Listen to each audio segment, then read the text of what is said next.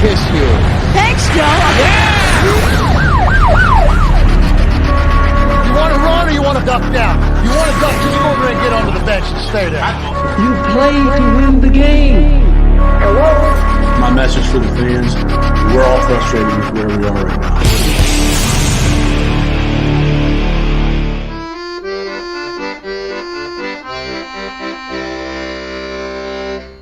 Jets. Here we are, the looking like we're going to be a running team, New York Jets.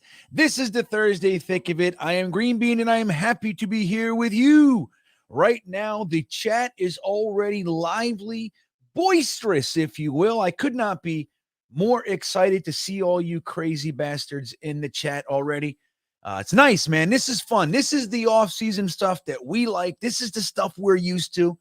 As Jets fans, we love stories. We love action. We love moves and speculation, and it's all happening. Today was a big day. We're going to get into all of it, man. Before we get into that, I do want to remind you of a few simple, small, tiny little items. One, if you're here and you're having yourself a good little time, don't forget to hit that little thumbs up button. It means the world. And if you haven't subscribed to the channel, now is the best time. We might just give a few t-shirts away tonight to some subscribers. You can't be in those contests unless you are subbed. One of the easiest things you can do. Click, and it's done forever. So the other thing is you can join the Stream Beaners, which gives you all kinds of fun emojis and some, super chats, some free super chats, member super chats, they call it. And you can do that by clicking the little join button below the video. And that, as they say, is that. Now, I want to tell you something before I bring our co-host on for the night. I have right here, we'll do this later, but I have something to show you guys. Something to show you. Don't you leave. You're going to want to see it. It's right here. Look, it came. I can't wait to show you guys. With that all said, let us bring on our super duper spectacular co-host from Jets Situation Report. Let's say hello to Gunny Gumby. What's happening, buddy? Hey, GreenBean. I'm doing pretty good, brother. Appreciate you for having me as always. And I feel like we got some good stuff to talk about today. Yeah, it's going to look, man. I mean, look, the Jets, it was 48 hours since we lost our last game and we fired people. So we know how to do it. Like off-season is our jam, right? We don't play games. Now there was rumors about Lamar Jackson. Now it's Aaron Rodgers. We got a little Derek Carr and Jimmy G sprinkled in for flavor. We know how to do it. But today we actually made a move, and that was to sign our offensive coordinator. We interviewed a bunch of guys, Gummy, you like that? There you go. Gunny. We interviewed a bunch of dudes, and a lot of them, I got to be honest, I wasn't all that enthralled with. A lot of guys that would be doing it for the first time. The gentleman that we ended up hiring is someone that has done it before. Your first impressions of the New York Jets hiring offensive coordinator Nathaniel Hackett. What do you think of this? What's your first feelings? Well, first and foremost, I will say he was definitely in my tier 2 of individuals that I was kind of hoping to bring on, right? But the tier 1 guys were long shots, right? I told you before I was a big fan of Frank Reich. I was really hoping we could make that magic happen. My other guy was Munkin. If we could pull him from Georgia, he's the highest paid offensive coordinator, I believe it is, in college football. I was very, very high on those two possibilities. But ultimately, the thing that I was most excited about or most concerned about was that we brought in somebody that has done it before. I'm sorry. A lot of individuals are all about like the up and comers or this guy's a passing game coordinator here running. No, we tried that. We're the Jets. We can't be taking those kind of risks right now. 12 years, no playoff berths. I wanted a guy that's done it before in this league and has had some level of success in doing it. Nathaniel Hackett has done that. Regardless of how many people are going to look at it and say, well, he was a horrible head coach last year for the Denver Broncos. The Denver Broncos being the head coach of a team and an offensive coordinator are two very different positions. And some people are just made to be coordinators. I personally, I'm a fan of the hire. I especially appreciate the Carter coming along with him, the O-line coach. Gosh, you're showing our hand. I was going to. My bad. That's all right. Go on. No. I'm just playing. Go ahead. Go right into the Keith Carter. I'm very excited about the direction we went today. people that don't know, Blake Bortles, he was a Jacksonville Jaguars quarterback. A lot of y'all don't know about him because he's no longer in the league. However, Blake Bortles looked like a competent NFL quarterback in the NFL under freaking Nathaniel Hackett. He also did the same thing for EJ Manuel. I believe he had EJ Manuel as the 17th best offense with him at quarterback. This guy has done it with talent significantly less than what we currently have on our roster. And he also led Aaron Rodgers to 2 of his best ever seasons, 2 MVP seasons. There's so much to like about this guy. And for us to kind of fall on it and say, well, he was a horrible head coach. Okay, you're right. He was a horrible head coach, but we didn't hire him to be our head coach. We hired him to be our which he's proven he can do in this league.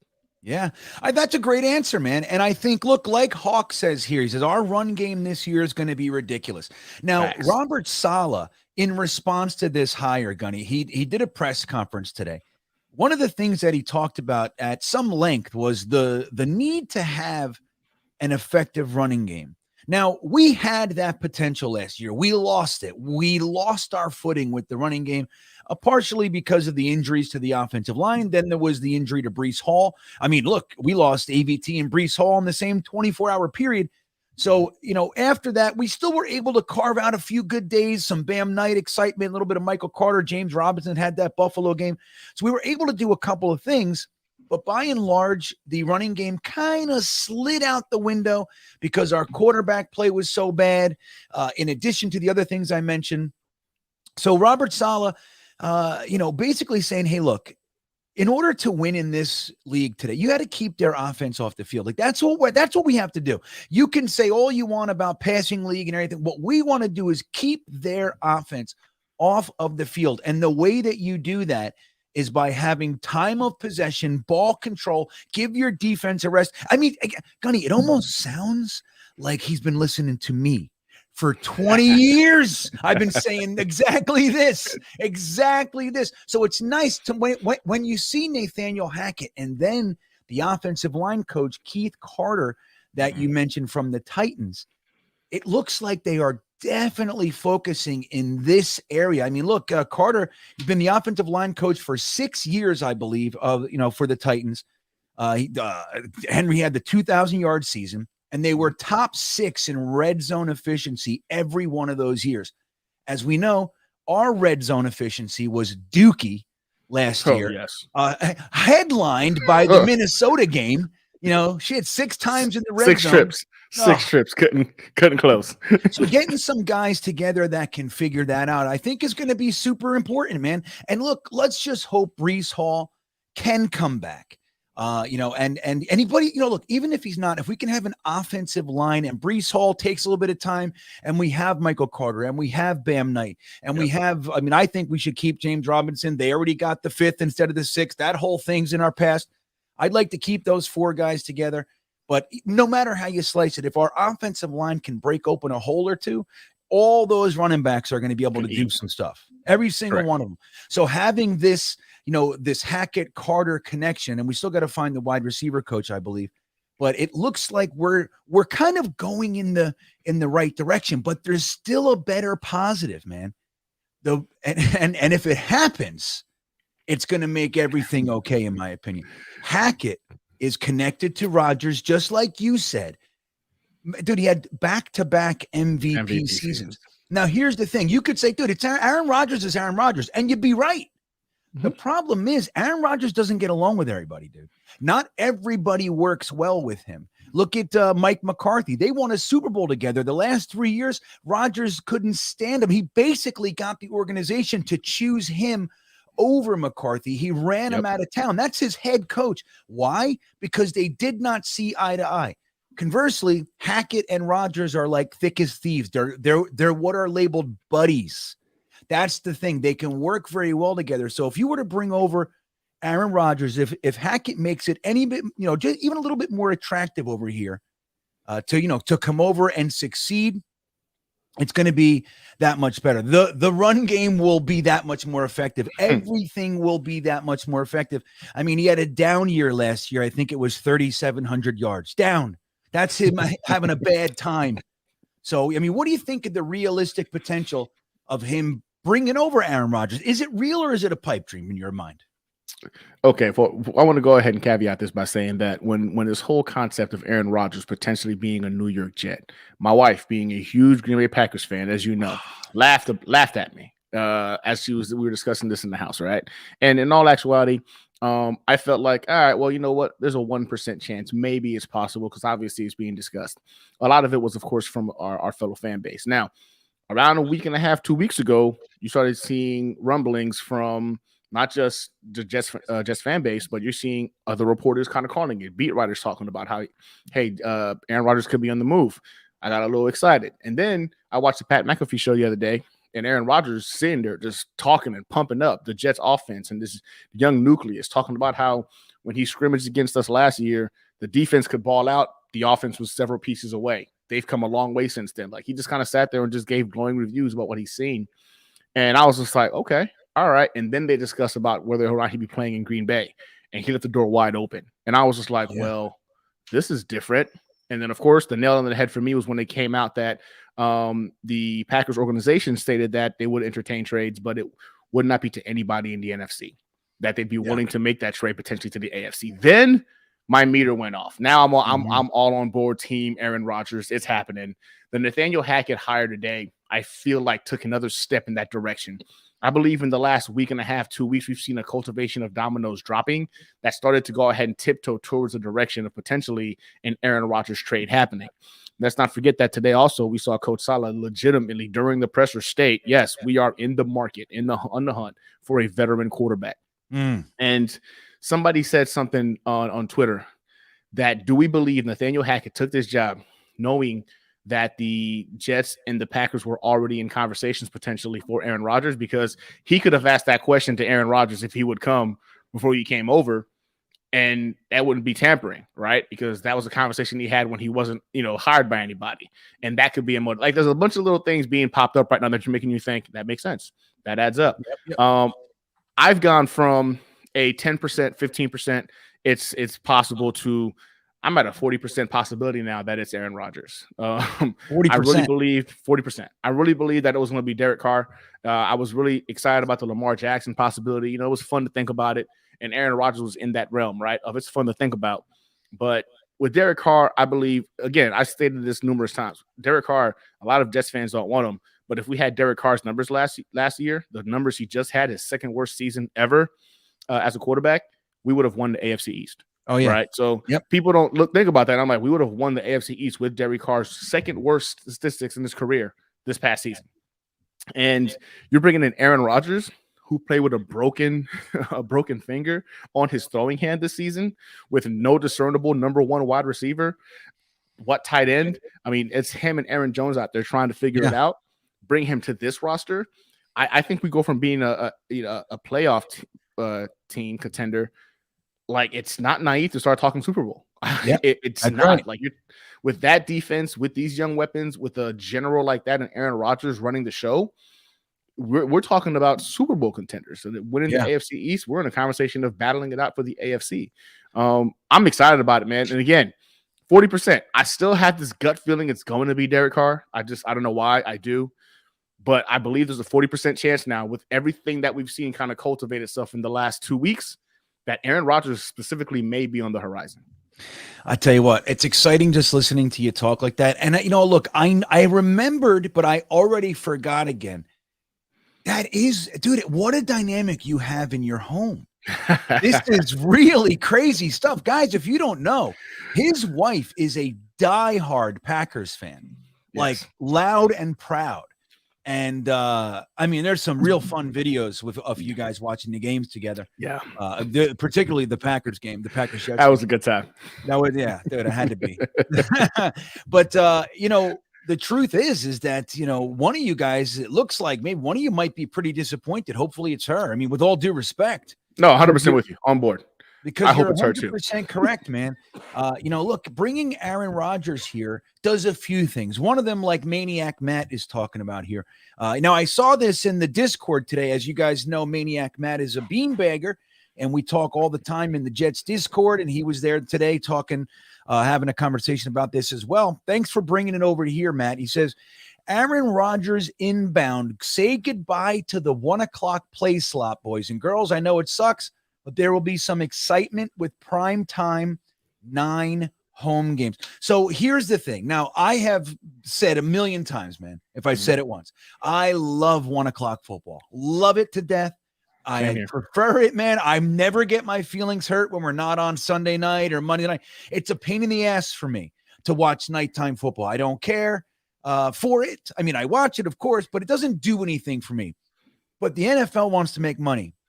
If Aaron Rodgers comes over here with, reuniting with his former offensive coordinator, with the arguably the number 1 defense, with the offensive and defensive rookie of the year last year, if we re-sign Quinnen Williams, all pros, all over dude, it's definitely going to make some noise, particularly when it looks like the leaders in this division, the Buffalo Bills, look like they just might be choke artists. The AFC East is ripe for the picking.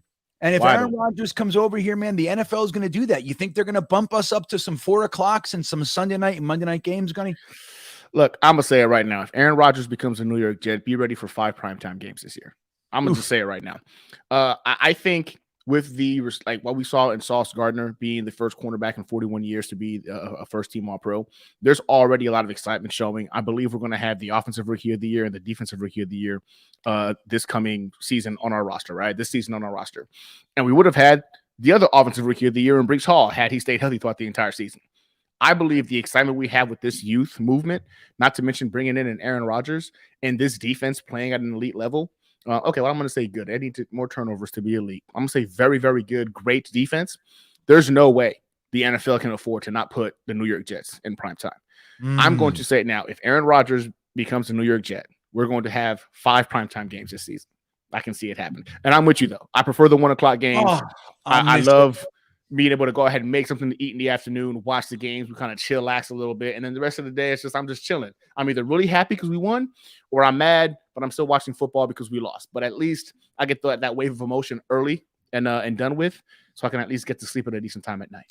Yeah, well, that's the thing. And I record the podcast after you know how hard it is when it's a 4 o'clock game and the game's over at 8:30 or whatever the hell it is, or 8.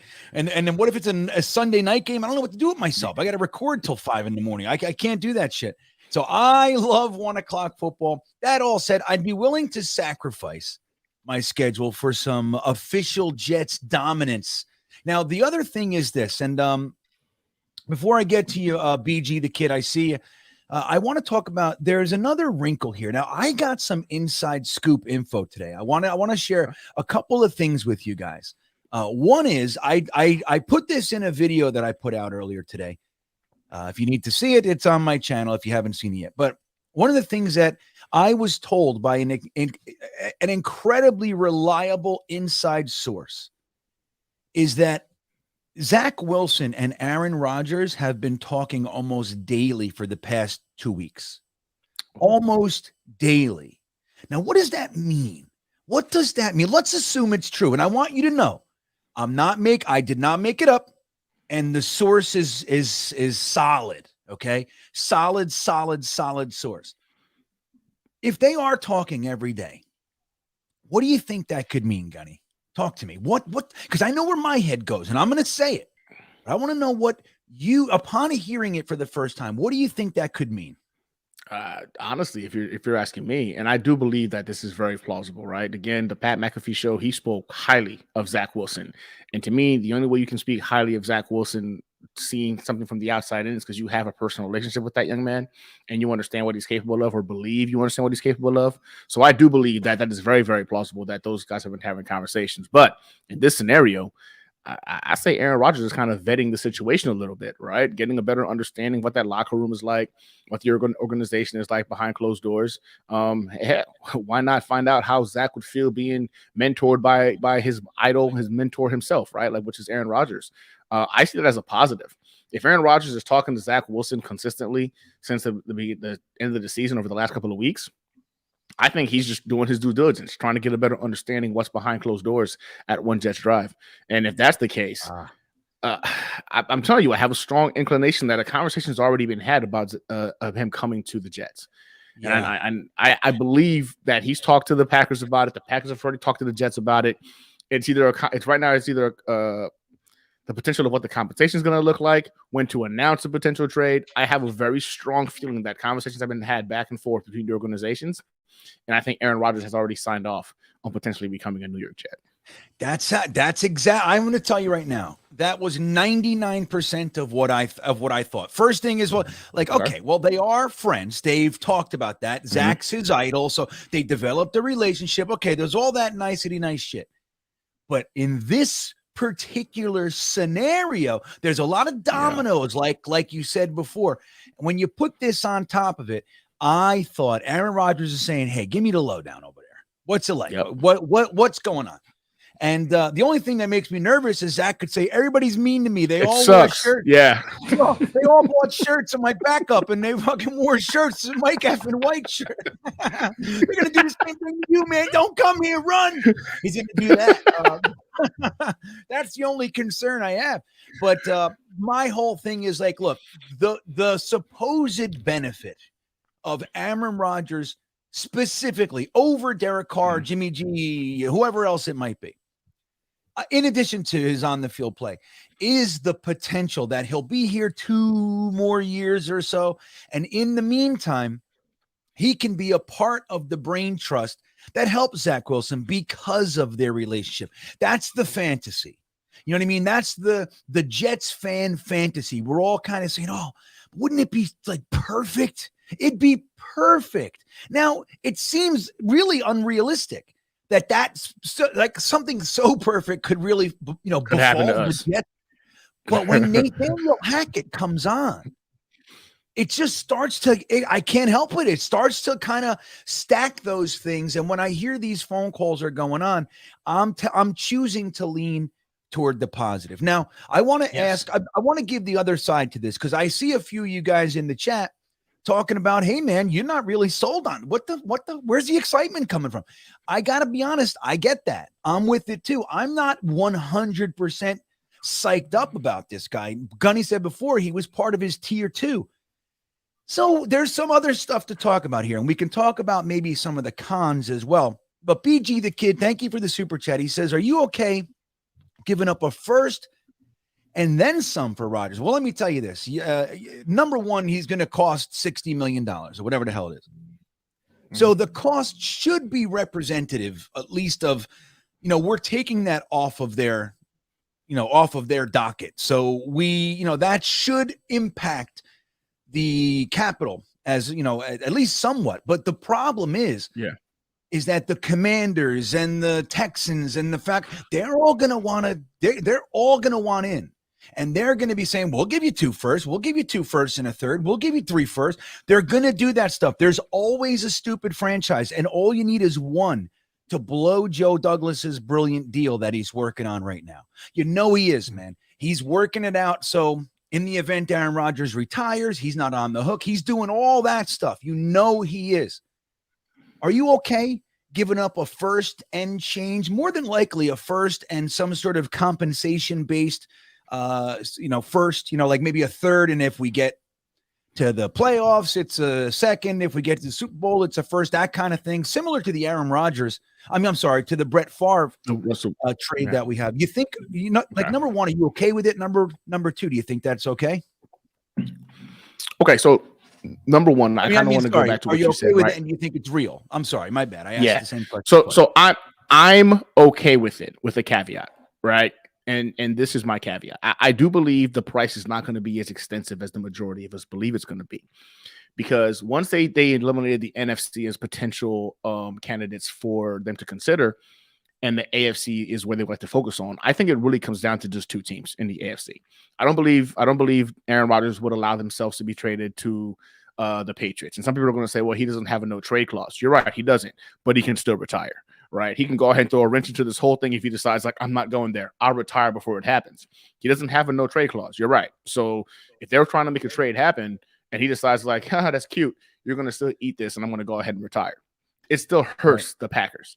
So I think he's going to have some say in where he goes. I don't believe he goes to Miami. They don't have the kind of defense that Aaron Rodgers is not going somewhere right now where he does not believe he can potentially be pursuing a Super Bowl.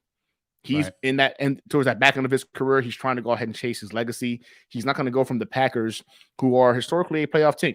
to a team that he has to go ahead and help with the rebuild. He even said, I'm not trying to help rebuild the team. I'm trying to go ahead and win a championship, when he was talking about whether or not he's staying with the Packers. So the Texans are out. They're not in.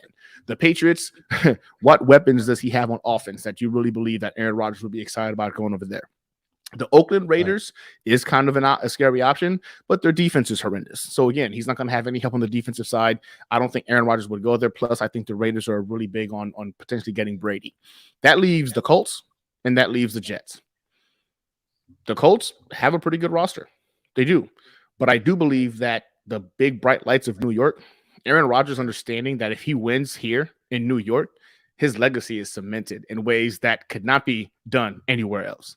Yeah. If Aaron Rodgers won a Super Bowl in New York, he is a god amongst men for the rest of his life, literally. And I think a guy like Aaron Rodgers, that's very impactful. So for me, I originally said if it cost us our first round pick this year, the 13th overall pick to get Rodgers, I was on board.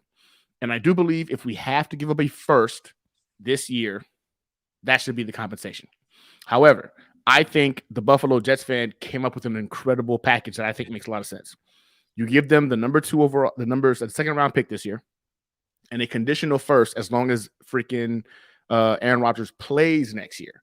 They get the conditional first. Now, it sounds like we're giving up a second and a first round draft pick for Aaron Rodgers, right? And absorbing the contract. You want to throw in Corey Davis? Throw in Corey Davis. You know what I'm saying? I'm cool with that. Throw in, a couple of scraps. Go ahead and help out their defense, whatever you want to do. But a second this year and the conditional first next year, as long as Aaron plays. If Aaron Rodgers is playing, that first is going to be a late first round pick anyway. So really, what are we losing out on if we're giving up the 28th or hopefully the 32nd pick next year in the draft, right? So I'm okay with it. I'm okay with if it's got to be the first, hey, y'all get the number 13 overall pick this year. That's that, right? We'll throw in a player or two. Corey Davis, y'all want Carl Lawson? Y'all can have him, right? And they're still under contract, so we can send those guys. Exactly. We can. Exactly. So to me, that's where I feel like we have a lot of leverage, and I do believe Aaron Rodgers would be willing to come to the Jets. I like it. See, now that's some great points. I want to point out that Jets chaos in the chat. I don't see him. Oh, there he is. I thought he left. He was just laying down a little bit. He's sleeping, looking under the desk. But he was saying in the private chat, don't forget, Aaron, just like Gunny was saying, Aaron Rodgers isn't going to the Commanders. He's saying, nah, I'm not going. I'm not being a part of a complete rebuild. I'm not doing it. Sure, they got McLaurin. They have a couple nice players. They got some good defensive guys, but they're way behind on where the rebuild is. When you compare them to us, in my opinion, I mean, we're ready, dude. I mean, if our offensive line stays healthy, and of course, we're going to use this offseason to bolster it, offensive line and, a quarterback. And just like you said, dude, I've been saying it for months. We had Derek Carr. We had 65% completion percentage. We're in the playoffs, man. And like you said, facts, potentially even winning the AFC East, dude. That second Buffalo game, the 2 Patriots games, like, come on. We're this close. And the only thing stopping us was terrible quarterback play. So, I think we're AFC East. And God forbid, man, we bring a talent like Aaron Rodgers on. Although it's only going to be for a couple years, I think you nailed it. He wins here, and it was Eric Craig, who I see Eric in the chat right now. He say there he is. But Eric brought this up in the Discord earlier too. He said, if Aaron Rodgers wins a Super Bowl here, his entire career in Green Bay is going to be all but forgotten. It's going to be this. That's how big of a deal it would be for Aaron Rodgers to take the New York Jets to their first Super Bowl since Joe Namath. And then God forbid he does it 2 years in a row or something like that. It's gonna just wipe the whole Green Bay legacy. It's like it's gonna supersede it. It's gonna override all the excitement toward who he was. He's that guy. And like you said, the bright lights, it's just bigger here, man. And we're tough to deal with, and we're intense, and we're all those things, and it's hard to play here. I honestly believe Aaron Rodgers could give 2 shits about what anybody's saying or yelling. He's whatever. You know what I mean? He doesn't care. And that's the kind of personality that we need. And I think it would be exciting. So Eric, I thought that was a good point. Now I want to get to this super chat, and I want to ask you something about the number 12. All right, let's keep that on the back burner for a second, because seeing all these pictures out there with Aaron Rodgers wearing the number 12, guys. It's not so easy. So we'll talk about a few wrinkles here. Jonathan Francois, my buddy, checking in. Thank you, bud. He says, Hackett hate is overblown. Everyone will be gone if we suck next year. Time to go all in and see what unfolds. I think you nailed it. Now, I still don't think that everybody's gone. I mean, maybe I'm drunk. I don't see it. Everybody thinks that like Joe Douglas is on his short lease. I don't think so, man. He just had the best draft in Jets history. We have the offensive and defensive rookies of the year. Like, I mean, dude, it's just there's a lot going on here. The organization has completely changed under his watch. I don't think Joe Douglas is on any type of hot seat. Maybe I'm wrong. Robert Sala, maybe. I don't know. I think they're going to let these guys figure it out. I want to point out, too, the Jets have only fired one head coach, not all the way through his contract, right? I mean, it's Adam Gase. Who else? Yeah. I mean, they let Bowles continue. They gave Rex more years. They got Pete Carroll, but Pete Carroll was only he was only finishing his contract. They just gave him 1 year. But the Jets don't fire people midway through their contract. Really, that's not what they do, especially as far as coaches go. So I don't know. But what do you think about the Hackett hate? You think it's overblown? Or you think it's justified? What are the cons in your mind? I think a lot of New York Jets fans just have an unrealistic expectation as to us potentially getting Andy Reid. Is that who we were hoping was going to become our OC? Yes, Andy Reid potentially. Munkin was a top option. Reich was a top option. Both of those guys were not available, right? So what do we do from here? The great guys are their jobs are safe. They're not going anywhere, or they're fighting to be head coaches. Andy Reid is not coming here. Zach Taylor is not coming here. And I think when you look realistically at the options, Hackett was one of the top options available. A lot of people will tell you, well, I don't like it because he didn't call plays, for the Packers, but they're willing to go ahead and take a chance on a passing game coordinator or an up and coming individual. Like it make sense. I think the hate is overblown. This is a guy who's proven he can actually operate top offenses in this league. He had the number 2 offense twice. He's had the number 1 offense with Aaron Rodgers. He's had the number 1 red zone efficiency twice. He made guys like Blake Bortles and EJ Manuel look like competent NFL quarterbacks, and they have fallen off a cliff without him.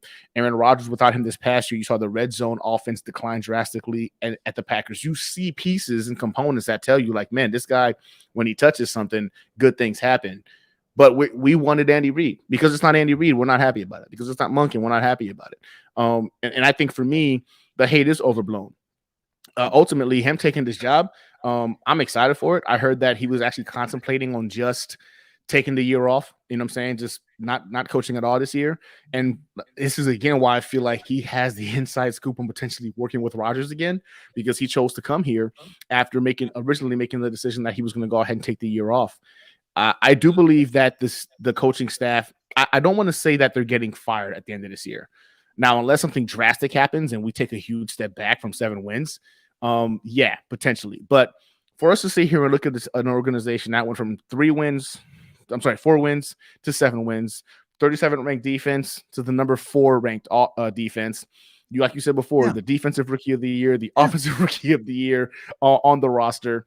I just have a hard time seeing them taking a step backwards if we get even competent QB play on this roster. Again, guys, we won 7 games last year with the worst starting quarterback in the NFL. In fact, the 34th ranked starting quarterback in the NFL. He was worse than several backups throughout the season. Right. And we still won 7 games. That's coaching. You've got to give that to coaching, man. That's right. You have to look. Well, just like you said about the expectations, we're not getting Andy Reid here. We're not. We got to find our own guy. We got to figure this out. But the truth is, guys, I want to point out to Jets fans, look, there's 365 of you in here right now. It's a good time to show you guys a nice comparison, okay? Now, let's not forget, the Jets won 2 games the year before we got the Sala regime going, okay? 2 games.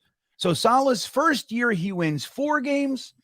The next year, he wins 7. Now, it was an epic collapse, which really ruins the numbers of it all. It really does. I mean, you can't help but, but have negative feelings for it. It was epic, dude. It's one of the worst collapses ever. But it doesn't erase that he won 7 games. Now I'm going to point to a guy here. Look at this. Everybody, does anybody know who this is? Now look, 2019, well, you're going to see here. Okay. They ruined it. So Cincinnati in 2019, they hired a young man, a first-timer, Zach Taylor, and he was 2-14. The next year, he was 4-11.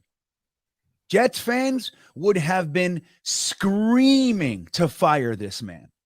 The next year, what is he, Gunny? He's 10-7. 10-7. And he makes it to the Super Bowl. Goes to the Super Bowl.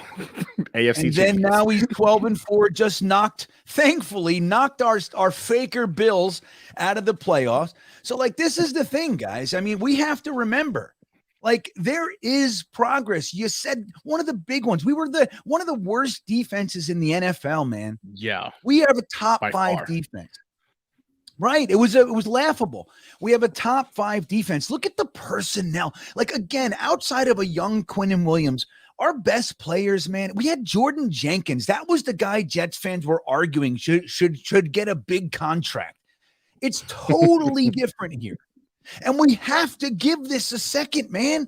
Like, I'm just as upset as anybody else about the collapse. Truly, I am. I couldn't believe it. I remember at the bye saying, like, look, we were 6-3 at the bye. I remember saying, look, I said 7 wins would be a success, but now it's really hard to say that because that would mean we win one more game. More game. I can't believe it that it happened that way. But the truth is, man, I know, dude, it's fucking gut wrenching. But the thing is, the truth is when you compare it to Zach Taylor, it's significantly better. And in the first 2 years, and that's with terrible quarterback play. You know what I mean? Yes. That's with Breece Hall, AVT, 6 different tackles. Like, that's with all that stuff. And we're still performing better than the Cincinnati Bengals did before, during Zach Taylor's first few years. So again, I just want to point this out. Like, when you look outside of our little bubble, you'll see not everybody needs to get their head chopped off in the first 15 minutes. Like, give them a second to tear it down, take a look around, and place guys who go, oh, shit, that guy's not going to work. Let me move him and bring it in. Give them a minute. Let them work it out. You know what I mean? It's a process, man. It's a process. I love that you use the Cincinnati Bengals comparison because I actually noticed that. I think it was 2 days ago. Somebody brought it up in my friend group, like, hey, man, you guys are on track like the Cincinnati Bengals. And I laughed at him thinking to myself, those guys are legitimately like he Super Bowl contenders the last couple of years. And he said, yeah, look at them for the first couple of years before that. And I did. And I was like, ooh, we're headed in the right direction. And we're not a patient fan base. We never have been. And I think it's because we've waited so long to see another Super Bowl, to go ahead and be relevant, had to deal with the Patriots for as long as we've had in our division. It makes us a very, very short-tempered, lack of patience fan base. Yeah. But touchy. This is the first time. Very touchy, right? This is the first time since the Rex Ryan era we're seeing progression in the right direction. And yet it's not happening fast enough for us. And I said this season, 7 to 8 wins. It's a good season for us. 7 to 8 wins, and we need to know what we have at quarterback. That happened. We know Zach ain't it. Got the answer. Yeah. Wasn't the answer I wanted. Wasn't the answer I wanted. That's it. That's funny that you say that. It's like, when we said that, we were hoping to know he was the shit. That's what we wanted. Exactly. So let me say, I want to clear something up, and then we're gonna get into the number 12. I see Jay Carell, with all respect, love, and applesauce for you, Jay. You're in there talking about Tom Brady. I'm gonna explain the difference to you guys, and I want to tell all you fucking Tom Brady guys in the chat. There is a huge difference between Tom Brady, Derek Carr, Aaron Rodgers, as far as them coming to the New York Jets. Facts. For 25 years or so, Tom Brady ruined 2 Sundays a year for us. And on top of it, we found out that he was cheating the whole friggin' time. They got caught cheating 4 times. Caught cheating. Dude, let me just tell you, like, the great analogy I use is when I would get arrested for copping drugs or some shit. Yeah, I've been caught 10 times, but I've used 365 for 20 years, man. Like, that's just the way it goes. If they got caught 4 times, that means they were cheating 20. They cheated. The Tuck rule, the NFL protected him, and just on division rivalry alone, the guy's a complete snide piece of shit, and I don't want him. Stop with the Tom. Anybody else but this guy, and he's fucking 50 years old, for God's sakes. Give me Gardner freaking Minshew before you give me Tom Brady. Man. I'm sorry, I just can't do it. I cannot root for that Again, man. I Jay, do love you, man. But man. Right, dude, we gotta stop with the Tom Brady. There's a huge difference between Tom Brady and Aaron Rodgers as Jets fans. If you can't see that, then maybe you weren't watching. I don't know, man. I can't stand Tom Brady's face when I see him on TV. And he's like, man, I want to punch him in the face. Yep, all the time. Right, all the time. I hate his guts. It's so funny. So that's the difference, Jay. It's so sad too, because like I don't ever wish ill on any man, right? Like, but to me, watching Tom Brady choose football over his family, I just sit there and I laugh and I'm like, yeah, you messed up. You chose football. You sucked this past year over your family, and for what? And to me, I don't know. I laugh about it because I hate Tom Brady that much. I hate that, dude. Gunny, you're a man after my own heart. Because listen, I have said a million times, like, I'm a really negative football fan, right? Like, I've been soured and kind of ruined and tainted. And now I don't root for anything except the Jets. Everything else I'm doing is against. Who am I rooting against? If I'm rooting against the Bills, then by proxy, I'm rooting for the Bengals or whatever it might be. That's how I do it. And I sincerely hate NFL players. But in the NFL arena, when they get out, I'm not rooting for them to have terrible lives or their kids to get sick or none of that shit. As men, I want nothing but love and success. That's the truth. Except fucking Tom Brady. Let me tell you, except him. And the fact, you just nailed it. The fact that Tom Brady literally sold out his beautiful, stunning wife and kids to stay in the game at 46 years old or 45 years old and got beat in the wild card round. There's nothing sweeter. I loved it. Come on. I loved it. It made me so happy to watch that beatdown. Add to it that Todd Bowles, the fraud that is Todd Bowles, was at the helm. Dude, think about, that was a Super Bowl cherry on top. It's the cherry, dude. That's Bruce Arians gave Todd Bowles a Super Bowl caliber staff and team. Todd Bowles, 1 year in, looks like shit, 6 wins, 7 wins. Then they lose in the wild card round, and he fires everybody. He fired everybody that Bruce Arians gave him. He wasn't the culprit. No, come on. I've never seen more of a scapegoat. Oh man, everybody that was not named Todd Bowles was scapegoated because everyone else watching football knew. And Casey Rodgers. Todd should have fired himself. He should have fired himself. Should have stepped down, realizing. Yeah. Well, think about this. Somehow, this will be Todd Bowles' 6th year as a head coach. He'll be hiring his 5th offensive coordinator. Yet Casey Rodgers, his defensive coordinator, and he sucks, by the way. He's behind the times. He's old. He doesn't have it, man. Good defensive line coach, fine. Position coach, fine. But he's not a good defensive coordinator. But for some reason, he's unscathed. Do you want to know why? Because he's Todd Bowles' buddy. And that's what it is. And it's just, look, I don't wish Todd Bowles ill will. He's not Tom Brady to me. But again, yeah, it is a nice little cherry. Boop, right on top of my Tom Brady Sunday, man. It's going to be good. All right, so let's jump into this number 12. I saw a few comments. I want to make sure I get them up here. There's a lot of you in here tonight, man, and there's a lot of comments, which are awesome, by the way, but I can't keep up. So here's the deal. So Aaron Rodgers wears the number 12, right? He wears the number 12. We have retired the number 12. So right off the bat, there's a little bit of a rift there.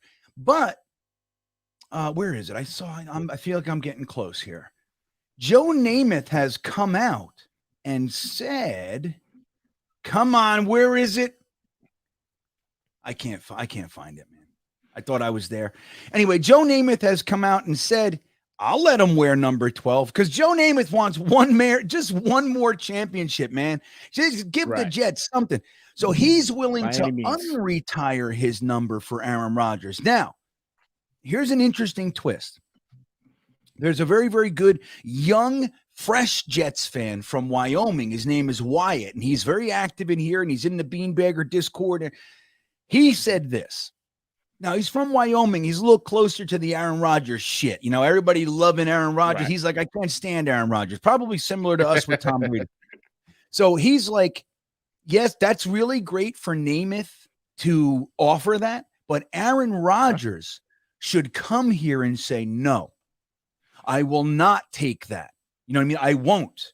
I would rather wear 13 or I'll fucking strong arm Mims for number 11, something like that. You can do that, but you, out of respect for the one damn thing we have here, he won't wear that. That would be endearing. And I think that would actually have a huge impact on the fan base and the media market. If he came in and said, no, why would I take Joe Namath? Dude, Joe Namath is Joe Namath. Why would I take his number? It's retired. I'll wear number 14. I'll wear number 8, whatever the hell it is. Right. What do you think about it? Do you think, look, Namath offered it. Do you think he should just wear it? Do you think he should give it up? Where would you stand on the number 12 piece? I for one, think it's a huge sign of respect from Namath to go ahead and be willing to go ahead and come off his retired number 12 for the Jets, and if it would entice Aaron Rodgers to come here. So that I'm going to be team either way, right? And this is why. Let me explain. So since Joe Namath, the New York Jets have been cursed when it comes to quarterbacks. I would say one of the greatest things we had since him was probably Chad Pennington. Unfortunately, injuries derailed his career, and we never got to see him really like play out fully. And then ever since then, it's just been, well, you've seen it. Trash. It's just not been good. So I'm not superstitious, but I'm a little bit stitious. And I think that in this situation, if potentially Aaron Rodgers donning the number 12 would allow the New York Jets so-called Namath curse to go ahead and just go away, so be it. But I will say this, in terms of if Aaron Rodgers was to follow the route you're saying, right? The level of respect that we would have for him as not only a player, but as a man, I think that the New York market specifically and around the NFL just in general would, again, elevate him to another layer on that pedestal, because it is a huge sign of respect to respect what's come before you, to understand that, hey, listen, man, you're one of the guys that kind of paved the way for our style of play at quarterback, et cetera, et cetera. I'm not going to take number 12. I'll take Denzel Mims number 11 or number 13 or whatever the case might be. There's a level of respect to be had there. So I would admire Aaron Rodgers for him doing that. But if he chose to take number 12, I would see it as a great thing from Joe Namath to show the level of respect he has for this new talent coming in. And if it allows Aaron Rodgers to win us a Super Bowl again at number 12, like, I think that number will be forever enshrined. And I'm getting a tattoo. I'm getting a number 12 tattoo. There you go. Jersey. Take Jeremy with you. He's ready for his second tattoo. He wants another one. Hey, Jeremy, can you come on and show everybody your tattoo real fast? All right, here. Let's bring Jeremy on. Speaking of tattoos, I want to show everybody. Jeremy got a Jets tattoo, kind of a combo of his own channel. So Jets and you, but go ahead, show everybody your awesome tattoo. All right, look at this guy. Yeah, that's dedicated. That's right, man. That is dedicated. That's I also told the guy, and he's ready. He laughed at me, of course, because when I said this, but I said right after I got it, I said, "Hey, look, man, I'll be back, because when they win a Super Bowl, you're putting a Vince Lombardi trophy right under it, and with the year, and then every year we win a Super Bowl, you're adding the year." And then he just looked at me for like 5 seconds of silence and laughed at me. He said, "Okay." Yeah, he's like, I know, dude, how the rest of the league sees us, it's not nice. The only thing we get is pity. Like, that's the only nice thing. I hope you guys do well. It's pity. Believe me. Nobody likes us. They hate us. They laugh at us. It's time. All right. Well, I love it, Jeremy. I think you got balls, and I think I it's hope awesome. you get that Lombardi trophy. Thanks, guys. I appreciate Johnny's it. going to get his. All right, Jeremy. I'll see you in a sec, or All a right. minute, or a little while. There he goes. Jets Chaos himself, getting Jets Chaos tattoos and all that. So let's get to Tony Alexio, Streveler's president of the Chris Streveler's fan club. Tony Alexio. Our defense was on the field 60% of the time. I hope Hackett will turn our dead offense around. Well, this is the thing. Can it get worse? The only thing I think, like, number one, we need better quarterback play, right? We need that. But I think my real bugaboo with LaFleur wasn't that the schemes weren't working. They were.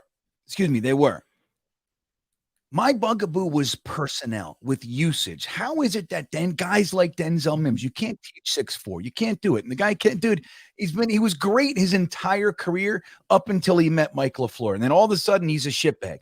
How about Elijah Moore? All of a sudden he's a pain in the ass and we can't find him. What about Michael Carter? He fumbles once and it's like he's gone. Like, what happened? So there's a lot of that kind of stuff. So I'm hoping Nathaniel Hackett comes in and just looks around and goes, wait a minute. I got Garrett Wilson, Elijah Moore, Denzel Mims, Breece Hall, Michael Carter, Bam Knight, Conklin, Uzoma, Rucker. That's what I got. What is that? You hear that? We've got a child alert. This is my phone. My bad. In Texas, whenever there's a child being abducted, we get alerts across on our phones. So Amber Alert. My phone just went off. Yeah, Amber Alert. So the Amber Alert came out in New Jersey. I don't know if you know that. The girl I did not know Amber. That. The girl Amber that it was for, my ex-girlfriend was good friends with her sister. And the school that it happened in, it was a big, like, she was from that town. And crazy shit, man. Crazy shit. The guy stalked the school and everything. But I'm happy that they do those alerts. The only thing we have to tell everybody, dude, if you get the alert, at least look at it. Look at it. There's a kid, in trouble. Look at it, right? Everybody look at it. For the record, that's the third time that one has gone off today. I do look at all. I got 4 kids. I look at every single one of them. It's the third time. It's in San Antonio, so I'm in Houston, so I really can't do much to help. Well, you want to hope, right, Gunny? You want to hope that that's all you can do. That everybody's looking and going, all right, I'm going to keep my eyes open for an 89 Celica. You know what I mean? Celica. 100%. So anyway, the Toyota Celica, that is what it is. I like that. But but I'm with you, Tony. Look, something's got to change. Now, I want to show you guys what I got here. So it's very special. Guys, I've been waiting for this thing to come, and it's here, and I'm excited. Now, I kept it all together for you guys, but I got to be honest, I did use some stuff. I used some of the stuff, but I kept it all together. Now, let me just get this going here. Where the fuck is it, man? All right, we'll just do that one. All right, so guys, we're going to get to very quickly. We're going to talk to you guys about our sponsor, which you guys know and love, is Manscaped. Okay, Manscaped products. This is the brand new Gunny beard line. Manscaped is leaving the realm of balls and expanding into the beards. Who better than me to have this beard line? It came in the mail.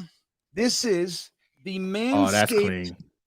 Dude, look at this. Okay. Oh, that is clean. This is what does that say? The Beard Hedger Pro Kit. Dudes, it's got the balm. It's got the shampoo. It's got the oil. I've been using the oil. I used the oil tonight too. Dude, I love it. I hate oils, Gunny, that smell. So many companies put these perfumes and shit. You have to smell that stuff all day, dude. I'm a grown man. Just give me an unscented oil. Right. Please. I'm a grown man. So Manscaped, it smells like beard oil. It dissipates. It's perfect. I love it. It comes with the brush. You got the brush and the comb here. You got the new buzzer. So look, we have the Lawnmower 4.0. This is the beard buzzer. I've been using the Lawnmower 4.0 on my beard. I don't. Same here. That's what I've been using. Right. So look at this new thing. I haven't even opened it yet. I wanted to wait till I got to you guys. Wow, look at this thing. Oh, it's that's massive. nice. Oh, it's already charged. Oh, I might have to get one of these. Should I just take a shot? No, I gotta be careful. So it comes with the little the settings. Look at that, the wheel, the settings, so you can make it you want to do a 1, a 4, whatever it is that you want to do. It's all nice and easy right there. This is the new beard trimmer from Manscaped.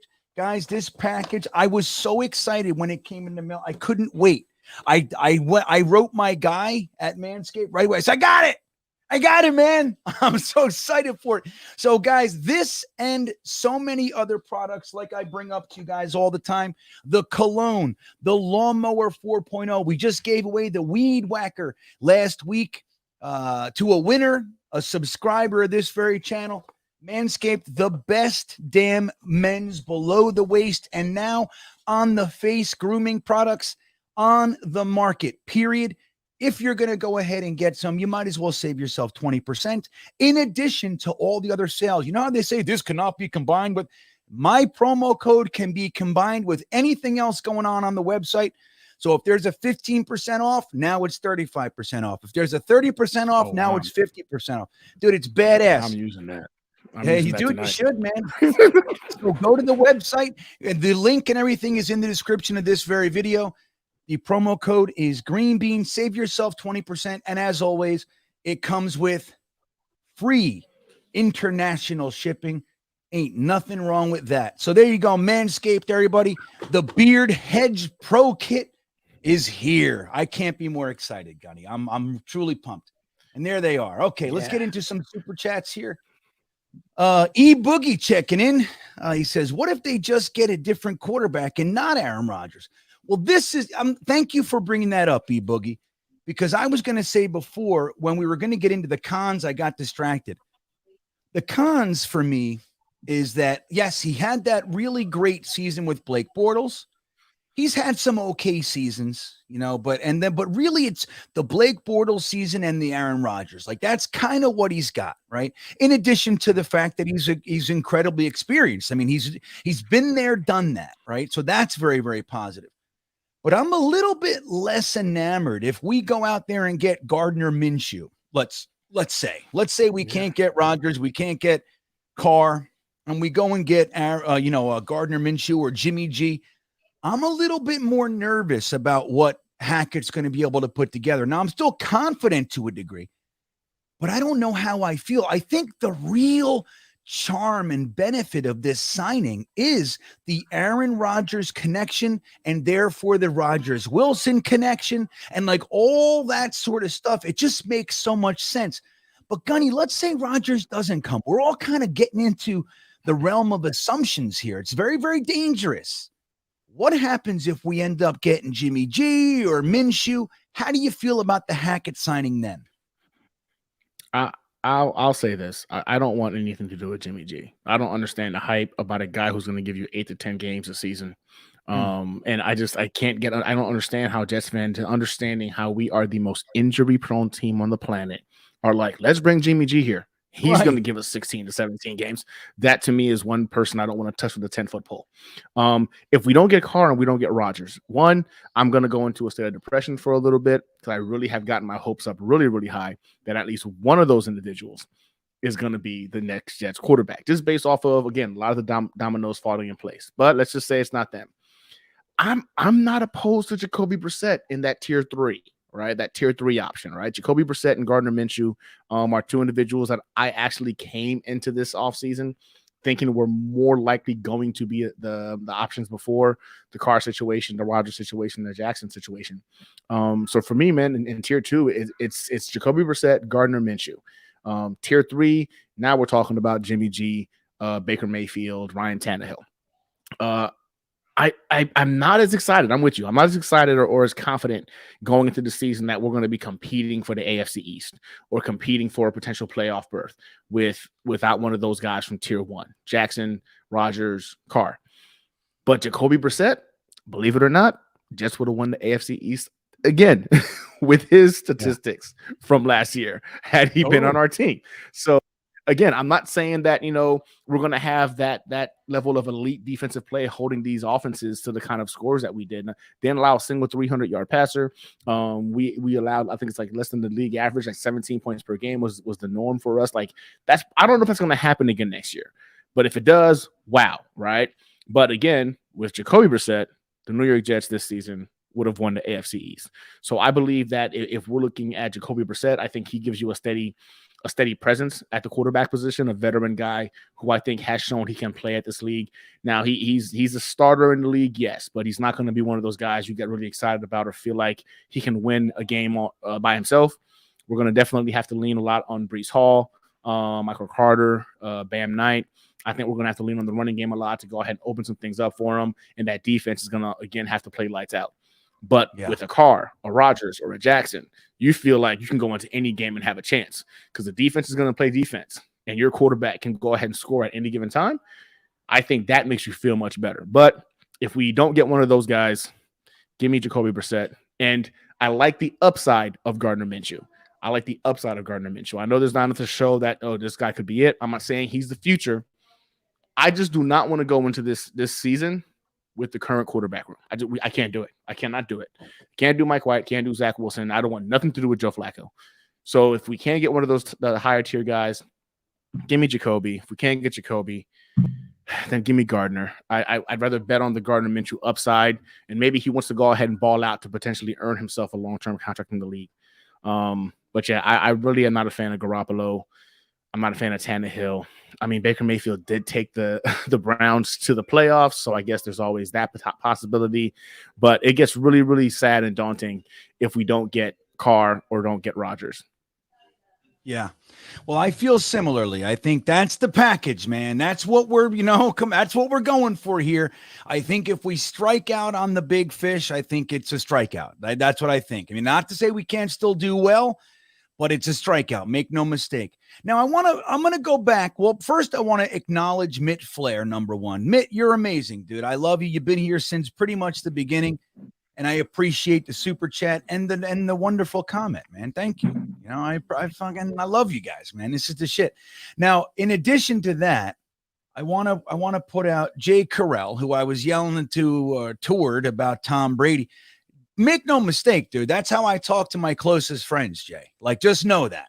You know what I mean? Like, unless I say you're a fucking piece of shit, like something like that, I only do that because I'm comfortable. I want you to make sure that I say that. Like, that's how my friends and I rib. That's it. Like, what are you, fuck out of your mind? Like, that's how it is. That said, you're nuts. Now, all this stuff, but you have some backup here, Jay. Kinda. Look at these guys. Gary Sowerbutts checking in saying, bro, Giselle chested on him. Get your facts right, you crappy Jets fan. Now, I know you meant cheated, but it's funnier if I read what you wrote. Yeah. But here's the thing. In the meantime, I want you to know, I looked into that, Gary Sowerbutts. So you're out there boasting that you know something. It was actually what's called a fraudulent report. It was facts. BS. So there Not you real. go, crappy. What are you? Are you a Jets fan? What are you doing? What are you doing here, Sowerbutts? But look, either way, again, Tom Brady is the one guy I can say good. He deserves it. I could care less. You know what I mean? Now look, though, but here, look. Karma, Tom. That's right. That's right. Some guys saying, hey, she's sleeping with her personal trainer. Well, that might be true now, but the rumor that came out is just because, like some guy is saying here, that they knew each other before the divorce. So obviously you put 2 and 2. Now, I'm not going to pretend to know, right? I don't know. But again, there are conflicting reports, and I think there's a lot of hearsay and baloney. But Florida Jet fan jumping in. He's a good dude. Dude, Florida Jets fan. I don't know where we get that. I don't know where we get that he's a good dude thing. He's a cheater, dude. Look, I've had these discussions, Bunny. Jesus, Christmas today. Bunny, I'm all over it. It's been a long day. Gunny, It's been a long day. That's the truth, man. Now, let me ask you. I've never broached this subject with you. I'd love to know you on this level. Now, I've had these discussions with people. I'm an anti-cheating guy. All right. That's just who I am. I don't like cheating in sports. Now, I've had these discussions where there's a little saying out there. If you ain't cheating, you're not trying hard enough. You trying. Right. Where do you stand on this stuff? Now, either way, you can, don't feel pressured by my stance, but where do you stand on that whole cheating thing? Do you agree with it's not good, or do you agree with that it's not trying hard enough if you're not cheating? I'll say this. So I played sports my whole life, right? I played basketball, I played football. And there's a fine line between cheating and there's a fine line between walking in the gray area, right? To give yourself a competitive edge. I've never been one person to go ahead and use any kind of stimulants to assist me when I played sports. I've known guys who did it, and I looked down on them when they would do it. I've never been one of the guys that wanted to know what the other person's going to do. I wanted to go ahead and bring my A game against their A game. I wanted to go ahead and compete and see if I could beat them. So to me, at the highest level in the NFL, now I'm with you 100%. This is supposed to be the most elite of elite competitors on the planet, right? If you're that elite, you're that alpha of an individual. Hey, my best versus your best. I'm betting on me every day. That's the kind of mentality I expect from NFL players, NBA players, NHL, like the top tier guys. It's your best versus my best. Hey, dog, I got you. I'm going to win. And when you look at the gray area, which is like, you know what, I'm going to go ahead and, I don't know, use some cleats that I think give me an advantage. The gray area is more of a mental, like, prep yourself, like these cleats are going to give me an advantage, or I'm going to wear these gloves because they're going to give me an advantage. Those are the gray areas, right? But if you're blatantly getting tape on the other team to go ahead and know what's coming so you can have an advantage, you ain't shit. You ain't shit. That's right, to me, man. You're not a competitor. You're somebody just trying to go ahead and get a win, and those wins to me all come with an asterisk. There's no offense or buts about it. So I'm with you on that. At the highest level, it's supposed to be my best versus your best. I got you all day. I'm that confident of who I am. And Tom Brady to me is not a good dude. I don't know where y'all getting that from. Not a good dude. I could care less. Even if Giselle did cheat on him, I could care less, right? Like, that doesn't make me feel bad for him by any means at all. This guy is a scumbag. I still hate his guts. And again, I would never wish this on my worst enemy. But Tom Brady, that's a different level of hate I have for that man. So, yeah, sorry y'all feel the way y'all feel, but I really don't understand it, Gunny. Like, for any Jets fan, like, if you've been watching the whole time, like, dude, listen, man, I remember the game. Like, look, we had a tailgate the week before the 9/11 game. We were, Matthias Simon, who you see in the chat all the time. He ran a board called the Greenhouse, and we had guys come from all over the country. And we had a couple guys a guy and his son come from Florida, and he was originally from up here, and he lives down in Florida. And he took his son to the World Trade Center that week. And then a couple days later, 9/11 happens. And they pushed the game to, a week. And then we played that game and we knocked Drew Bledsoe out and we won the game. It was a whole big thing. Since that day, Tom Brady has quite literally owned us, except for 2009 and 2010. Rex was those first 2 years, that was the only time that we really kind of had their number. There was one point when Rex was 3-2 against the Pats. And but other than that, he has literally since 2002 ruined our Sundays, man. And like you said, like he's cheating. And dude, I mean, there's just so many layers. How the hell could anybody not feel this way toward this guy? I don't get it. Like, are we that pacifist? I don't know. Like, look, I'm a fucking peace-loving dude, man. I'm all about resolution and hugs and kisses and redemption. I'm all about it. How can you possibly want this guy? I don't understand it, Jets fans. How could you not feel like Gunny just said he feels, man? It's fucking Tom Brady. I've served in combat zones. I've served in combat, and I have more respect and admiration for my enemy combatants than I do for freaking Tom Brady. Right. And I'm telling you right now, like, I would piss on that man if he was on fire. In fact, no, I wouldn't, because then that might help him not be on fire. So I wouldn't even pee on him. Like, I have a disdain for that dude, man. And I'm just shocked as Jets fans, as passionate as we are, that there's this many people like, oh, boo hoo, woe is me. Tom Brady isn't that bad. What? I don't get it. No, I hate Tom Brady. I hate him with a passion. The only thing I will give homage to Tom Brady is this. For the longest time, I thought he was a systems quarterback and that he was only good because of Bill Belichick and that Bill Belichick was the greatest of all time, blah, blah, blah.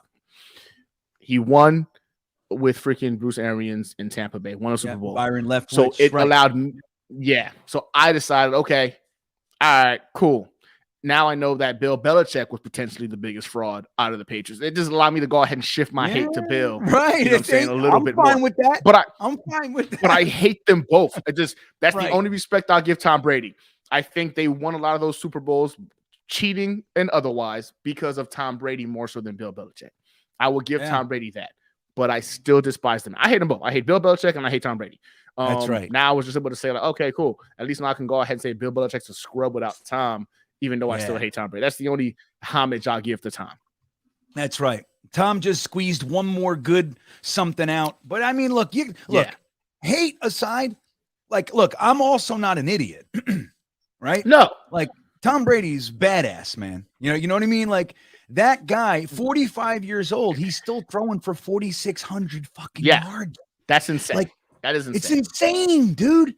Like, I mean, with that said, I'm 100% positive he's on something that's not testable. I don't care what you tell me. Yeah, and I know why? Because he has a history of cheating, and we know he's not against it. The only thing he's probably gotten way smarter about it. Because at 40, Father Time is going to get his.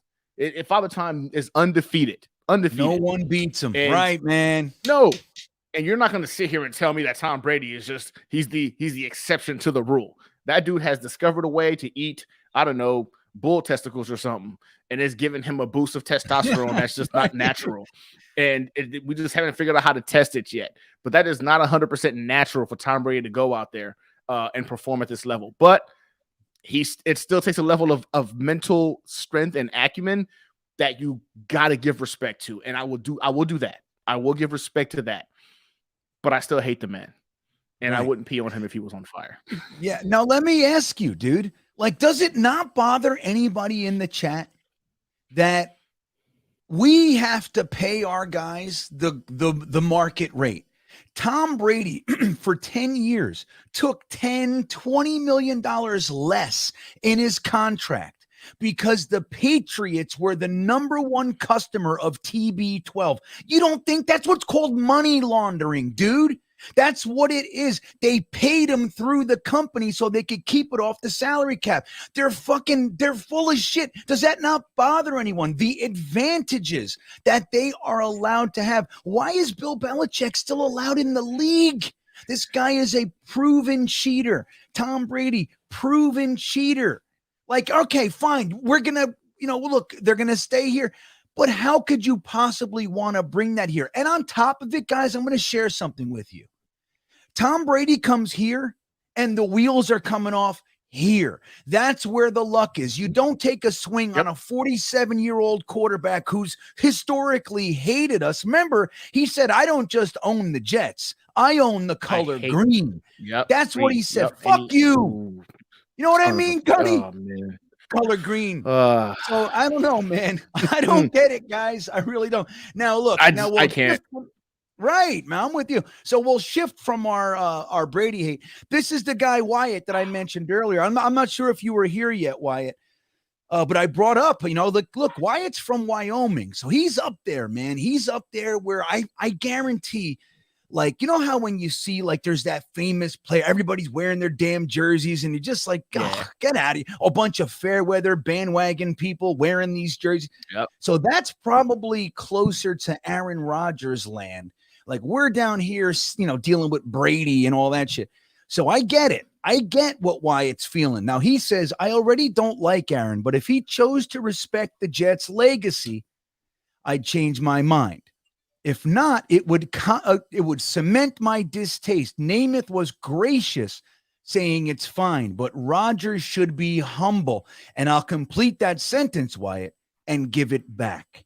That would be the right thing. Now, if he takes, I'm gonna say it like it is. As much as I'd be happy with bringing him over here, Rodgers is known as kind of a selfish dude, man. Let's call it what it is. He's known as a 100%. Selfish guy. He's not really, he's out for hit number one. So in my opinion, he would be more likely to go, thank you. Of course you're going to give that to me because I'm the great Aaron Rodgers. But what he should do, and why it's right, he should say, Joe, thank you so much. I so appreciate the token of respect that you've given to me, but I can't possibly. I would much rather play my Jets career with the number, 19 or whatever it is than take the one friggin' number. I mean, look, we retired Klecko, we retired Maynard, and we retired the late, great Dennis Byrd. But, I mean, Namath is the top of our heap, dude. You know what I mean? Facts. So it's right. So I'm with Wyatt. Now, would it be enough for me to dislike him? So no. But I would feel it, and I would think the same thing as Wyatt. How would you feel, Gunny? Like if, let's say, because we already know Namath said that he would be willing to give it to him. I think he said not Tom Brady, though. Fuck him. Namath said no, not Tom Brady, but I'll give it to Aaron Rodgers, which is just beautiful. He's such a Jets fan. I just love Namath.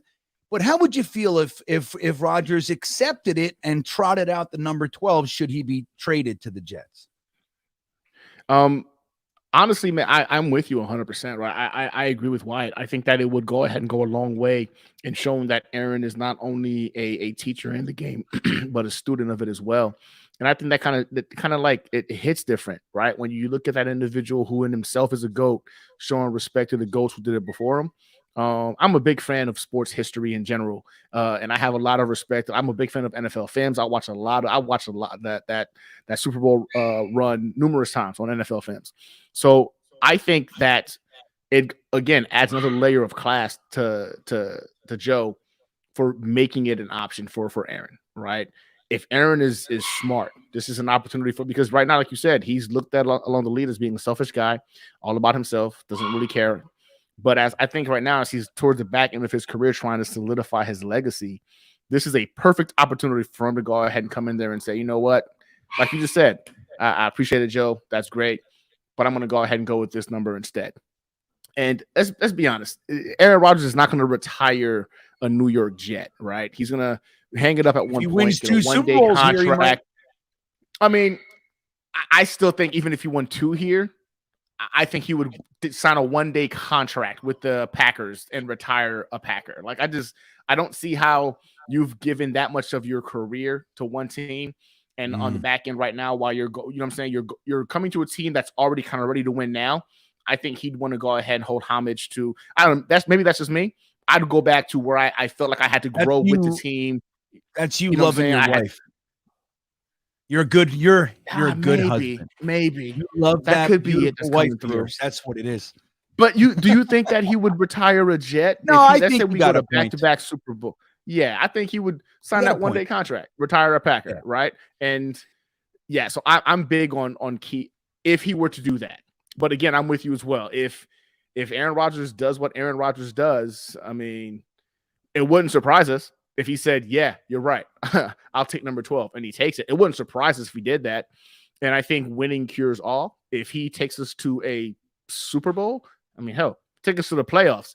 I think a lot of Jets fans would be like, all right, well, the number's lucky. It's lucky that he's wearing it because that's why we're winning these games. And we'd find ways to go ahead and accept him taking that number. Although I do believe the right thing to do would be to say, thanks, Joe.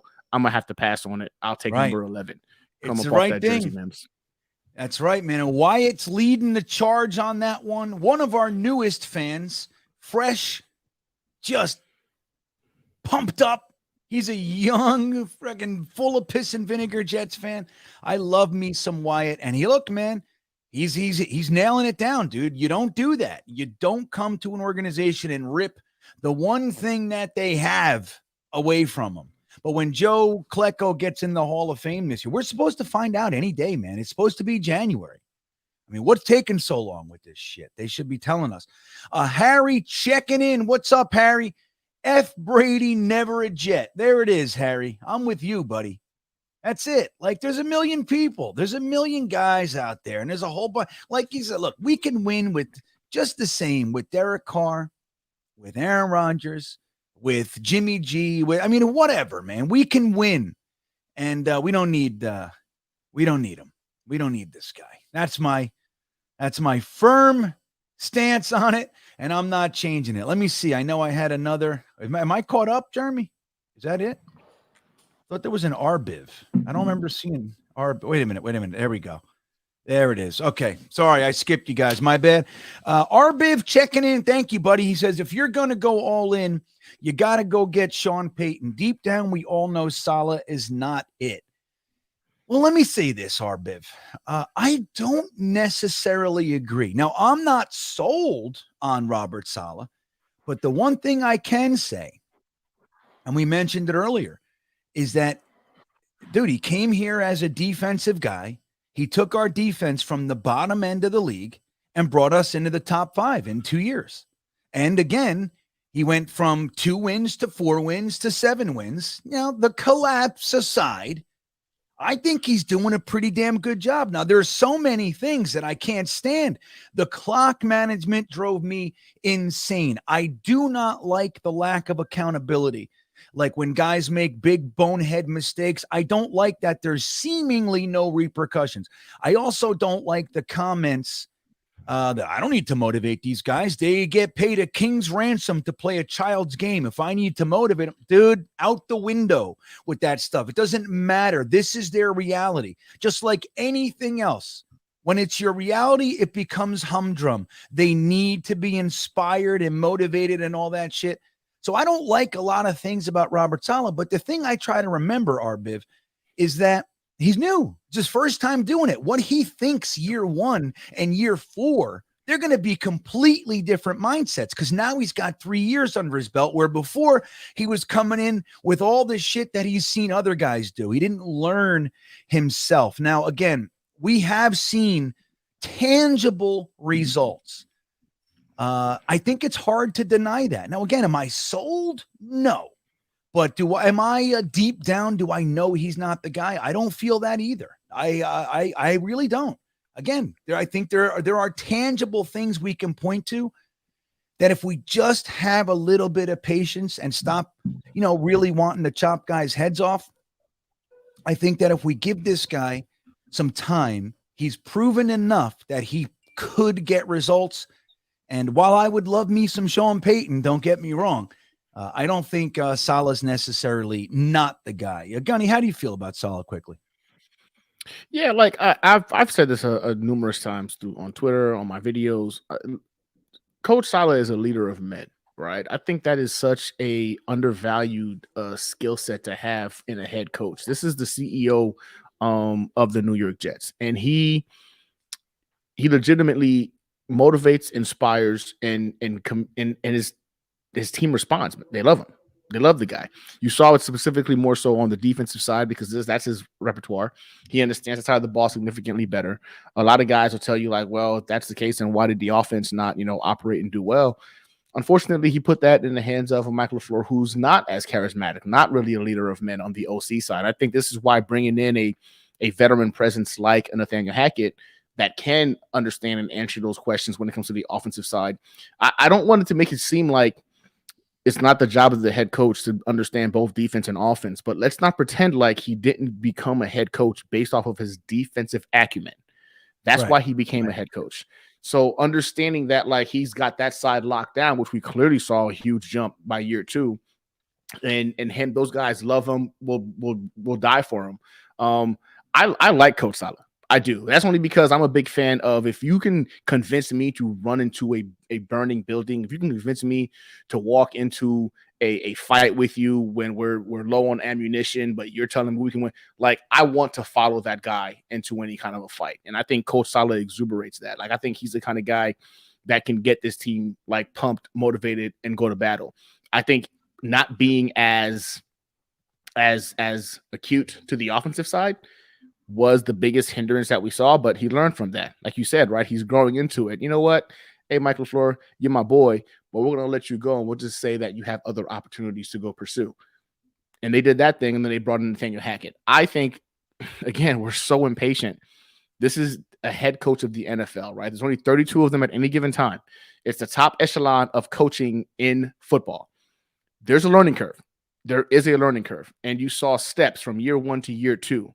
Now, some of the stuff that we were upset about this year, I really believe we should not see and won't see next year, because he's shown us he progressed significantly more so from last year to this year.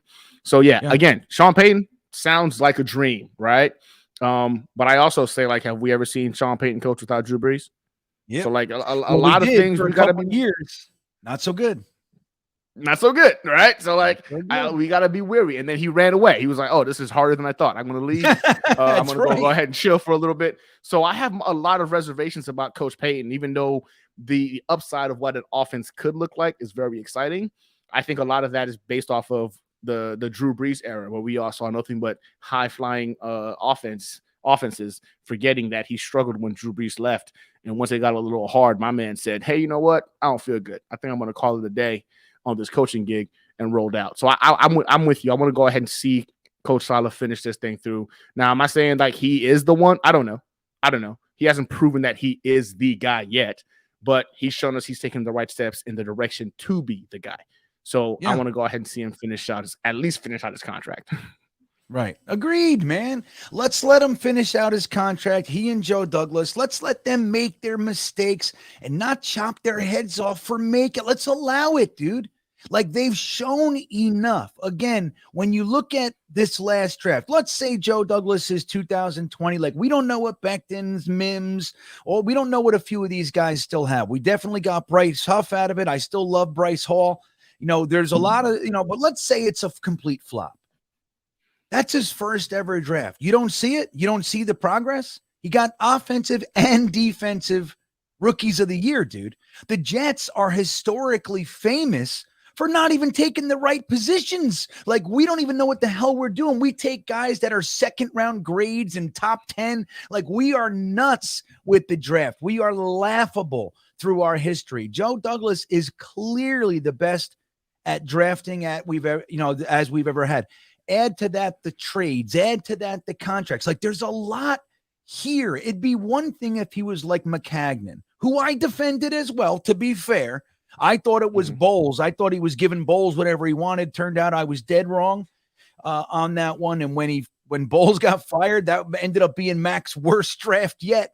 So I was wrong on that one. But McCagnon had very little redeeming qualities. Like, the only thing he did, like, look, he made the trade for Sam Darnold without giving up a first. That's a positive. He traded Sheldon Richardson for a second and Jermaine Kearse. Okay, that's a good trade too. So he did some nice things, but nothing that made you think it was a consistent trait of his. He was just like, he'd step in shit every now and then. But overall, what he had to do was overpay guys to come play for the Jets. That's what he had to do.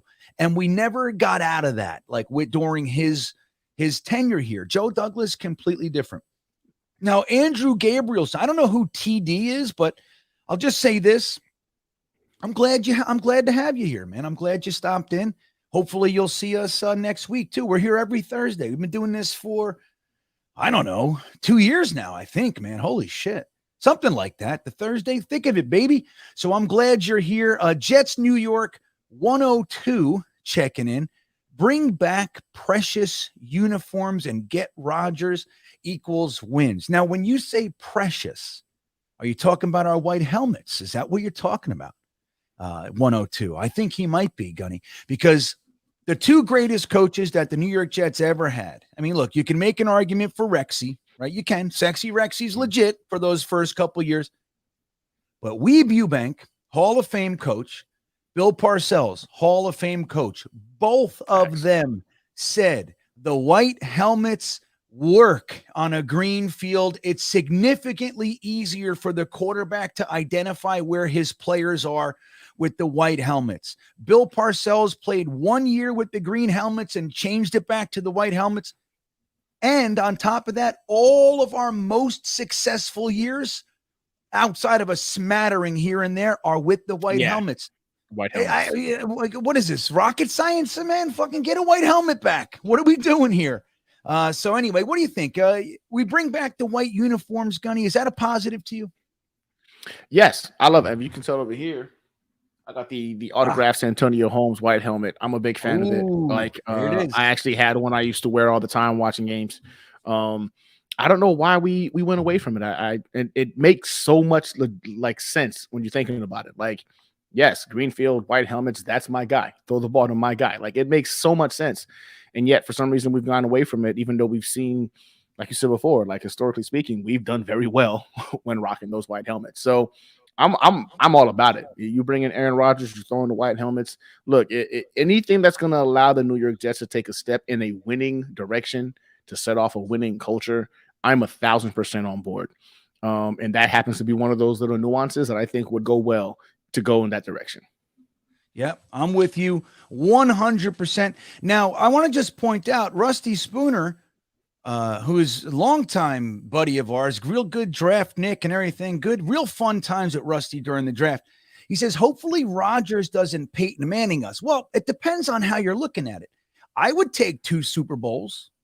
You know, Peyton Manning went to Denver and they won one and lost one, right? They got killed in one and then they won the other one, basically on Von Miller and the defense that year. But I would take it. I'll take fucking Peyton Manning coming over here and winning us 2 Super Bowls right quick. Now, if he's talking about Peyton Manning doing the Adam Gase phone call, that's a different story, man. Peyton, what a bastard.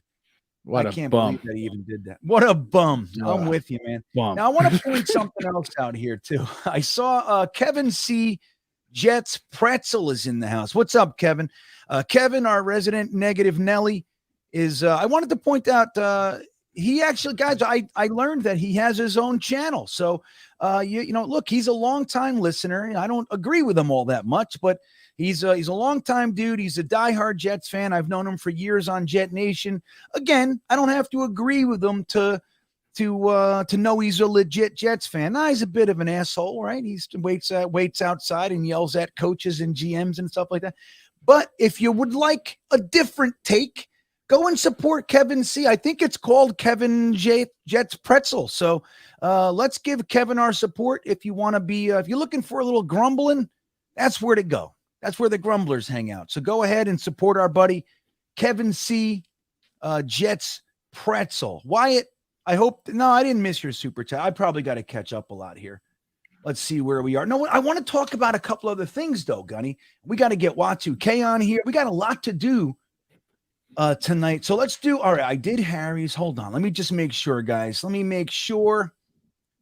And then I want to bring up a completely new subject, new topic, if you can imagine this. All right, I think I'm caught up, right, Jeremy? Am I caught up? Yep, there we go. Okay, thank you, Jeremy. Jeremy's so vital. He really is. Him and his tattoo. So, all right, check this out. The Mel Kiper came out with his mock draft. Now, a lot of people throw shade at Kiper these days. And I think rightfully so in many respects. He's kind of loopy these, last few years. Well, Mel Kiper quite literally invented this whole, analyzing the draft and doing mocks and all. Mel Kiper invented that. He was the first guy. So we got to give that guy our respect, in my opinion. And his hair is fucking batshit crazy. So you got to give anybody that does that some respect too, man. He's sticking with it, dude. His hair's nuts. He does. So Kiper comes out with his draft this week, and he has the Jets picking Ohio State wide receiver, former Garrett Wilson teammate, Jackson Smith, and I might mispronounce this, Njiba. All right? Njiba. Now, yeah, so now it's I believe he's Nigerian. It's interesting. I had Nigerian. Yeah, so it's an interesting thing with Nigerian names. I actually had a program director that I hired years ago to work under me, and his name was Nzurike, and he talked to me about how the N is really pronounced in Nigerian names, and it's not a N, it's an implied back end of the N, like Njiba. You know what I mean? It's fucking cool, man. But anyway, I'll butcher it all off season, but Kiper has us taking another wide receiver. Now let's hypothetically say, so we got Hackett. Let's say we get one of these quarterbacks. Let's say it's Aaron Rodgers, just because we're buzzing about Hackett today. We have Garrett Wilson. You got Elijah Moore. You got Denzel Mims, who I believe will have a resurgence with a new offensive coordinator. The only guy he's ever suffered with is Mike LaFleur, and he's gone. You think it's a smart move to bring on another wide receiver? Now, the thing is, though, Chris Olave and Garrett Wilson both said that Jackson Smith and Jibba is actually better than them. They both said it. He's the best of us. So what do you think? I mean, a couple of years ago, the Bengals surprised everybody by leaving Sewell on the board, Penei Sewell, and grabbing Jamar Chase. Now, there was the connection, Burrow and Chase from LSU, so that made sense. But everybody thought, especially Burrow coming off his knee injury his rookie year, he was getting killed. They thought they're definitely going to get a left tackle in the first. They threw that to the wind, and they grabbed a wide receiver. Everybody thought they were nuts, and I think it's working out over there. What do you think for the Jets, Gunny? You think this is smart? You think this is completely ridiculous? Where do you stand on the likelihood that Kuiper would be right here? The Jets go and grab arguably the top wide receiver in the draft. I'm going to say there is zero chance that happens. And this is why. Zero. Okay. A great coach that I admire stated that the way you go ahead and stop $100 million wide receiver is to get to the quarterback. His name is Coach Sala, and we saw that impact against the Miami Dolphins. We saw that impact against several teams this year. Get to the quarterback. Those beautiful wide receivers can't do crap. We did it to Josh Allen. We did it to freaking Tyreek Hill. We did it to Jamar Chase. They become useless. I mean, granted, we had some incredible DB play from Sauce Gardner and TJ Reed. However, getting to the quarterback eliminates that very, very pretty wide receiver. If the New York Jets do not go offensive tackle in the first round, I'm going to lose my mind. Because right now, that's where it is. It don't matter if we have Aaron Rodgers, Lamar Jackson, Derek, anybody back there. If we can't protect the quarterback, it don't matter if we had Megatron 2.0 out there.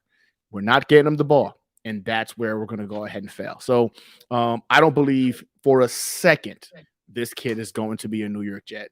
I think what we're going to see is you've got Garrett Wilson, who's a legitimate number one wide receiver. Let me clear this up for people to understand. Garrett Wilson is next level. Yes, they said this kid is probably better. Awesome. Good for the kid. He's going to be great on some other team. But we've got a wide receiver one.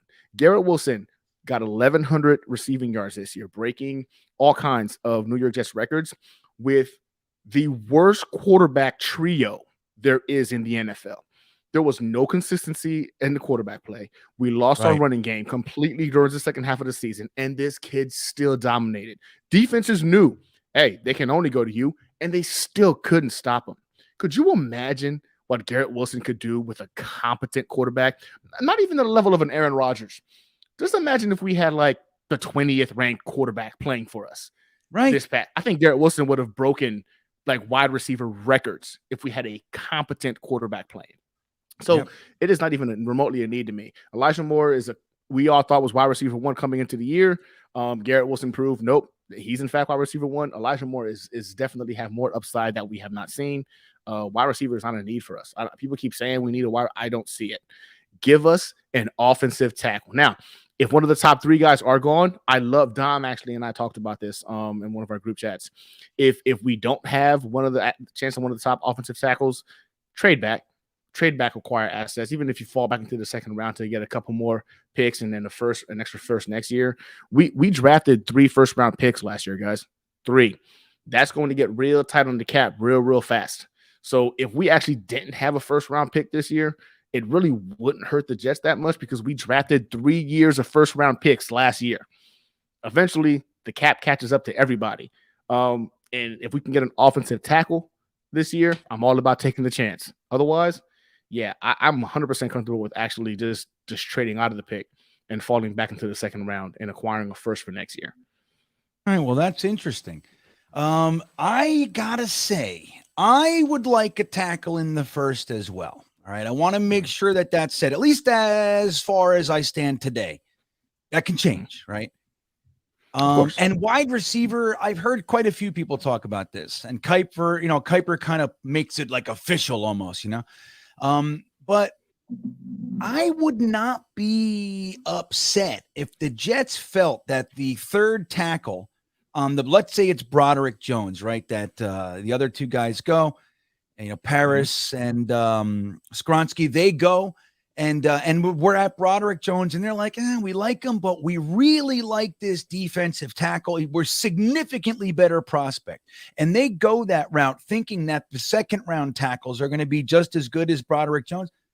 I'm okay with that. Like, we're at a weird place. Third team's an interesting place to be, but I'm with you. Yeah. I'd love to see a little bounce back, grab a second, a third, just, even if it's 5 spots back, get yourself a third and a fifth, something like that. And this way you kind of round it out. But I'm hoping that we grab a great tackle. But I'm not going to be blown away if we don't, depending on how they have them rated. The Jets, the good thing about the Jets under Joe Douglas is that it looks to me like they trust their own scouting. They're not going for the guys everybody expects them to go for. They're trusting their own scouting, which isn't the case, man. Mike McCagnon went for it was every year the consensus best guy on the board. That's the guy he grabbed. It was like he read the press clippings. You know what I mean? Same thing with the Jacksonville Jaguars. Now I'm going to point out there's a few comments in here. Kev Chada and Jay Carell are saying something similar, and I want to argue this for a minute. He says you can't call JD the best ever when his first 2 drafts were catastrophically bad. Well, we're gonna look at this real quick, okay? And I want you to tell me how this is catastrophically bad. All right. Now, number 1, we got this butthole, okay? Zach Wilson. Now looks like a pretty big bust. But we don't know. He's 23 years old. Again, the Aaron Rodgers thing, who knows, right? But as of now, it looks like he's a bust, and that's a huge check mark in the con column. But then he follows that with Elijah Vera Tucker, who, by the way, if his elbow didn't get hurt, we're talking a third first-team All-Pro here. That's how good he is, all right? That's how good he was playing. He dominated at 3 different positions on the offensive line. I mean, that is a slam dunk draft pick. So then we follow that. Come on, what the hell's going on here? With wide receiver Elijah Moore. Now, we've had some issues here, right, with Elijah Moore. But can anybody deny, just like you said earlier, we fully expected this kid to be breakout season this year. Now, the whole Mike LaFleur thing, dude, a lot was going on here. We saw it. You know what I mean? And we learned a lot after the season. But denying Elijah Moore's talent, I think, is silly. He's had one pretty damn good rookie year where he, for 5 weeks of the season, he was literally a top 5 receiver in the NFL. This year, he fell off a cliff, but who knows why? I mean, he was open constantly. So we don't know what's up with that. Again, good year, bad year. I would not call him a bust. Then you follow that with running back Michael Carter, who's a stud. I mean, Gunny, am I wrong? Do we hate Michael Carter now? Does he suck? Love Michael Carter. Love Right? Love Elijah Moore. Like, again, that was a really good draft. I don't care what anybody tells me. Yeah, dude. And let's keep going here. So I love Michael Carter too. Don't forget, he's number 2 in the league. In making people miss. Tackles. Like, the guy's good, dude. He's a good running back. Now we follow that with linebacker Jamian Sherwood, who, by the way, is number 2 in special teams tackles behind All Pro, isn't he? Or he's at least a Pro Bowler, Hardy. So Sherwood is number 2 on the special teams. He's a 4th round pick, or 5th round pick. He's a 5th round pick who's number 2 on special teams. When they bring him on the defense, he makes every friggin' tackle. He is going to earn a starting role soon. And I love Sherwood. I think he's a great pick. And I'm looking forward to him being that developmental guy that makes an impact. And even if he only ever is a special teams demon, 5th round pick, that's fine. So then we follow that with, this is a weird page, Michael Carter II. He's our starting nickel and literally among the best in the league. He's a 5th round pick too. How is this catastrophically bad? Like, what are we talking about? I don't get it. Like, what are we saying? So then we have Jason Pinnock, who the pick is sound. Now, I didn't like the pick at cornerback. When they moved him to safety, Turns out he's pretty friggin' good. Now, the mistake with him was exposing him to waivers. Happens every year. You know, you take risks with waivers. They should not have exposed him. They did. He was pounced on, and he's playing well for the Giants. But as far as the pick itself, sound, good pick. Now, who else we got here? Jason Pinnock. Hamza Nasruddin. Now, he's been playing some special teams. What round? He's a sixth, right? Yeah, he's a sixth-round pick. He hasn't made much of a name for himself. He's on the 53, so he's playing specials, but you can argue that he hasn't done shit yet. I think that's safe to say, right?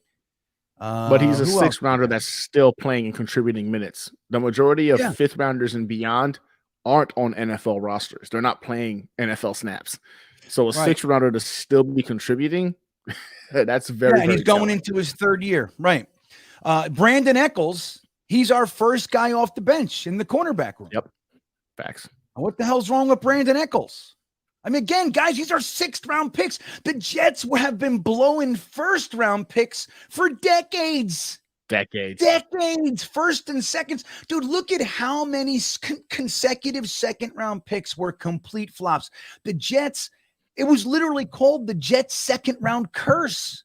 Doesn't matter who you are. Alex Van Dyke was considered a first-round wide receiver. He slipped to the first pick of the second round. We grabbed him.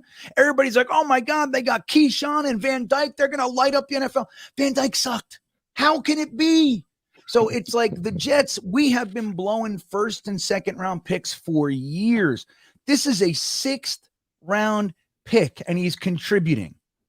Then you got this guy, Jonathan Marshall, who was on our practice squad. He was pipeline, developing, and the Steelers stole him. What are you going to do? You know what I mean? But he didn't play much. But again, you don't know what he is. But this is what you want your fifths, sixths, and sevenths to be, is pipeline guys. You keep them on the team for a while. Hopefully in 2-3 years, they're ready to contribute. But our guys, Michael Carter II, Jamie and Sherwood, Brandon Eccles, they're playing meaningful minutes. How is this a catastrophic draft, everybody? Please correct me. How is that? That's one of the best drafts we've ever fucking had. That draft is only beaten by this last draft. I'll tell you. I don't know. I don't know what you guys are talking about. Am I lost, Gunny? No, you're not lost. And I let me guess. Some people are going to talk about the Mekhi Becton draft as to why they feel this way. But can I ask people in the audience what happened during the Mekhi Becton draft? What was catastrophically different from every other draft we've ever encountered in the NFL? Anyone? It's COVID. Yeah, I remember that pandemic that eliminated the combine, that eliminated the ability to go ahead and properly analyze. Literally, these guys had to make draft picks based off of what these guys did in games. That was it. It was purely tape related. And yeah, they took a couple of big swings and it didn't work out. Mekhi Becton wasn't a bust by any means if you're looking at pure talent. The kid is extremely talented. Unfortunately, he can't stay healthy. So like, if he can't stay healthy, could we have accommodated for that? Because he didn't have any issues when he was at Louisiana. Injury wasn't one of the markers that he endured. The weight was a concern. I get that. But that draft in itself, I think people don't give enough credit to the fact that we were going through a global pandemic during that phase of the draft. Never, ever been done before. Never, ever had to be encountered before. They were drafting individuals from their houses through video conferences. Joe Douglas had his kids with him when he picked Becton. Literally. They were all around him. Like his kids. I don't understand how we can look at that and not take into consideration, the hindrances they had to endure during a global pandemic where most people couldn't even leave their houses to go to work. Right.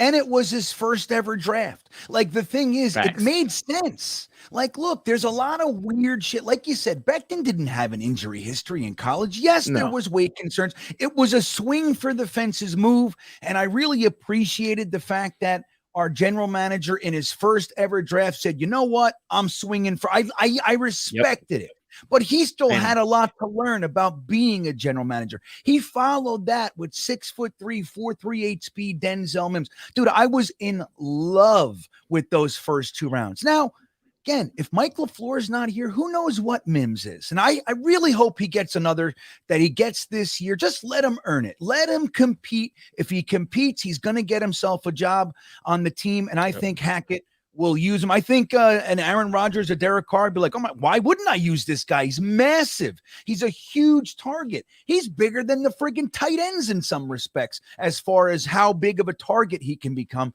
So look, let's see if Becton and Mims in their third year can settle down and do something with a new offense. Becton lost a whole bunch of weight. Let's see. As of now, it does look like the draft is rough, right? Even like guys that are really good, like Bryce Hall, he's on the 53, but he's inactive every week. So Brandon Echols kind of pushed him back a little bit. What does that mean for Bryce Hall? Does he suck? I mean, the year before he had 19 passes defensed. I mean, the guy's still an NFL quality cornerback, and we got him in the 5th round. So I don't know, man. I'm willing to say that the 2020 draft doesn't look so good, but the 2021, yes, the top pick looks rough, sure. But the rest of that draft is damn near a fucking home run. Solid. It's solid, dude. I'm telling you, the only thing that's better than that draft is this draft. This draft is epic. Epic. I mean, this one is an all-time great, I would say, and for the New York Jets. This thing's literally, I'm telling you, I keep saying it. Breece Hall would have been an All-Pro. Breece Hall would have been an All-Pro had he not gotten hurt. We would have had 2 All-Pro rookies on their rookie contract in their first year. It would have been and think about it. AVT, think about it, dude. I am let's just say they finish the season. Breece Hall and AVT. We're talking about 2 more All-Pros. Breece Hall, maybe he wins Offensive Rookie of the Year. But Garrett Wilson, I mean, think about it. Our main dude goes down, and we still had a guy win Offensive Rookie of the Year. Rookie of the Year. What is that beeping? Is that you? Is that on your end? Or is that on mine? I don't know. Something is, it's like every 30 seconds, like a beep. I just don't want to explode. That's all I really care about. Maybe it's my Manscaped awesome box over here. I don't hear it. Yeah, let me see. If you didn't hear it, then it's going to be on my side. Maybe Jeremy knows. Thomas Cahill checking in. He says, Kuiper, we don't need that. Do you hear that? At that time. I think it's on my side. Is it real? Go ahead, keep going. I got it. All right. I think it's on my side. Okay, it's very, very scary. All right. We don't need any more slot guys. Well, I'll tell you what. Let's say, Thomas, that we do bring in an Aaron Rodgers.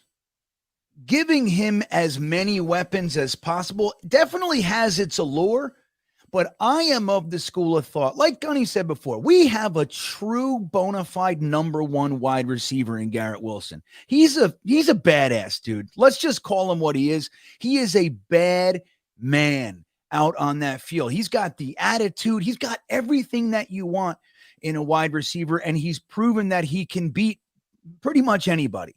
Add to that, if we have a quarterback that can just recognize that Elijah Moore is open, that Denzel Mims is open, that if they're not, the tight ends and running backs are open. If we can do that, everything's going to change around here.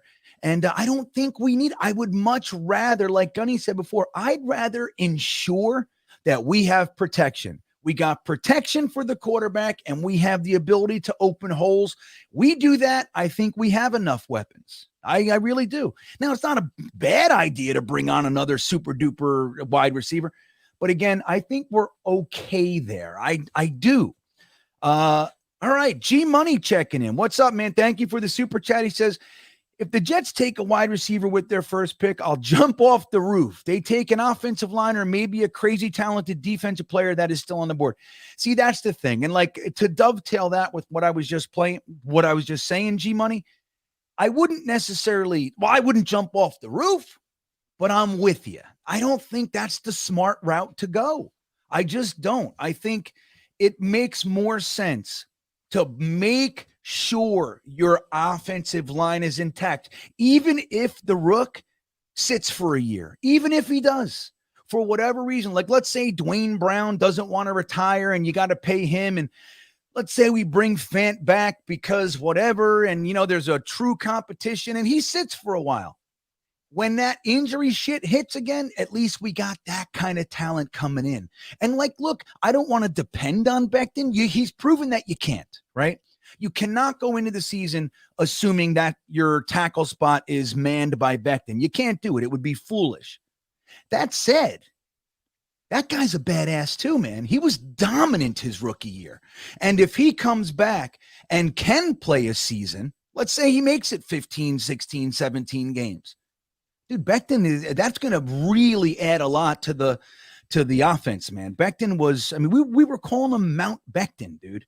Remember when he was yelling at the sideline, run behind me? He was like out of control. Dude, Becton, if he's healthy, he's scary good. Scary good. So it would be really cool to see us go that route. Make sure we don't have these offensive line issues again, man. 2 and 3 deep with first round level talent. That's what I say. Whether it's vets or picks, just bolster it and keep that offensive line intact. Re-sign Herbig, re-sign Debouye for depth. Again, man, obviously ABT coming back. I would draft a center guard. I would, man. I'd be doing all that stuff. I'd put so many resources into that offensive line that 2 deep, I would have first round level. I would have starting level talent 2 deep. That's what I would do. Okay, let's jump over to Dom C. What's up, Dom C? We tried to talk earlier. My phone sucks, man. I went to T-Mobile today to try to fix it. I have the insurance on it, but it's still going to cost me $100, Gunny. It's fucking bullshit. Wait, for your Apple Care Plus? No, it's funny that you say that because I'm now going to go to the Apple route. I went to T-Mobile today. My phone is out of control bad. Like it's just within a minute of every phone call, people are going, hello? Hello, and I can hear them, but they can't hear me. They can't hear you. Okay. Yeah. So, but that's tomorrow I'm gonna call Apple and see because it's only 10 months old. It's a 10 months old. Then you're still good. I'm gonna call them and say, dude, I need a new phone. You know what I mean? Yep. See what they say. But because T-Mobile said they'll give me a new phone, but it's $100 deductible or something like that. Yeah. Or I can upgrade for $400. You know what I mean? Yeah. You know what I'm saying? That's how they get you. That's how they get you. Man. We'll give you free Netflix for life. That whole thing.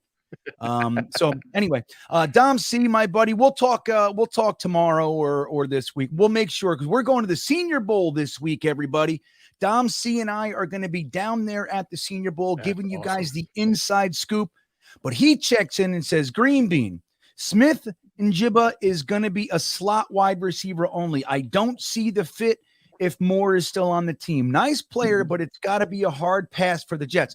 Now, what if, Dom, the Jets do want to get rid of, they don't like what Moore did last year. They calmed it down, but they already made their decision. We're getting rid of this guy. Let's say they can get a late second, third for Elijah Moore. They use their first on Njigba, and then the third round, second and third round, you can put, you got 2/3 now and a second or 2 seconds and a third, and you can use 2 of those on offensive linemen. Any interest in that, Gunny? What do you think? Yeah, I'm going to go with a no, if I'm being honest. Okay, so we're talking about how Smith talks, like how Garrett Wilson and of course how Olave say that Smith is the better receiver out of all of them, right? Do y'all remember who AJ Brown and DK Metcalf said was the best receiver they played with in college? Who's that? That's right. That's our boy Moore, Elijah Moore. They all said that he was the better receiver out of all of them in college.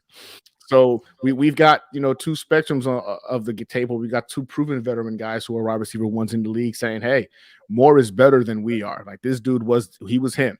And I think we have a really good wide receiver in Elijah Moore. I think that the spat that happened between him and Coach LaFleur was based primarily off of not being utilized correctly. Mike LaFleur was a stickler for, hey, you're going to run every route on the tree. You're going to play every position, at wide receiver, knowing damn well that, Elijah Moore should be the slot. Putting him outside made no sense. I think Elijah Moore is going to pop on tape this year. I really do. And I'm excited to see it. I don't think this kid, again, Smith could be great in college, right? The NFL is a different beast. Not everybody adapts to it the same way. That's right. We know Elijah Moore did so in year 1. He literally 6 games straight he was considered one of the top 3 wide receivers in the league in terms of performance. That's right. And that was again with Zach Wilson throwing him the ball. I want to see Elijah Moore with a competent quarterback and an offensive coordinator who understands how to adjust his scheme and adapts his scheme to the talent that he has. I think, man, I'm getting ahead of myself without knowing who the quarterback's going to be. But let's just say it's Derek Carr. They'll go the safe route. It's Derek Carr. We've got 2 1,000-yard wide receivers right now on our roster next season. If it's Derek Carr, that's how good I think Elijah Moore can be. I really believe when we drafted Garrett Wilson, we didn't need him. I was like, why are we drafting Garrett Wilson? We don't need him. We got Elijah Moore. I really said that. I was not a big fan of drafting a wide receiver in round 1 last year.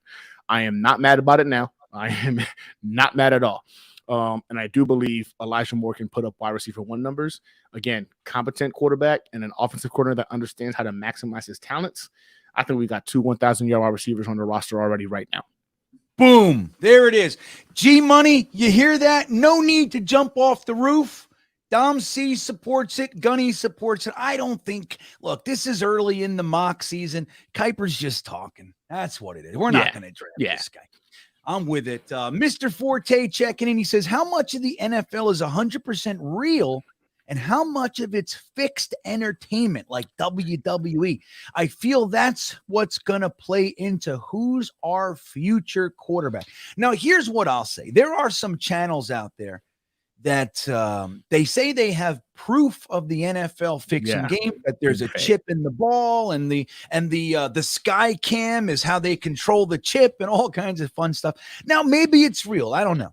I tend to believe that largely the game is real, but that the NFL puts a lot of things into motion that kind of supports the narrative that they want to see take place, namely the refs. The refs control the damn game, man. And we see some crazy, why don't the refs, blah, blah, blah, dude, because that's the narrative. I mean, we've seen, just as an example, the Jets were the only team all year that did not draw one roughing the passer penalty. Our quarterbacks were getting mauled. Unbelievable.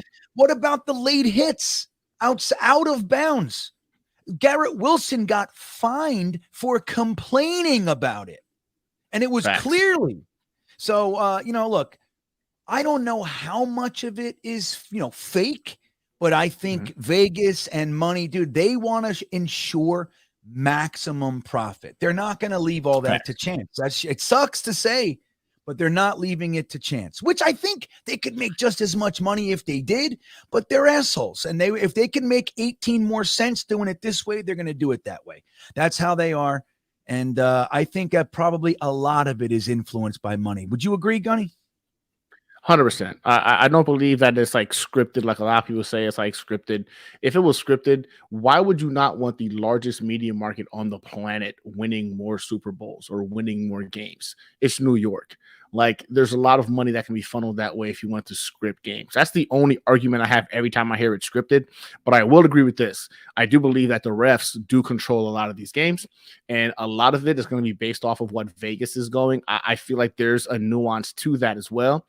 They can't make it as blatantly obvious as like, okay, we can blatantly see it. But I do believe there is a hint of favoritism when it comes to what the betting odds look like. I started to feel that way this season, to go ahead and pretty much to make sure, hey, the house always wins, right? The house always wins.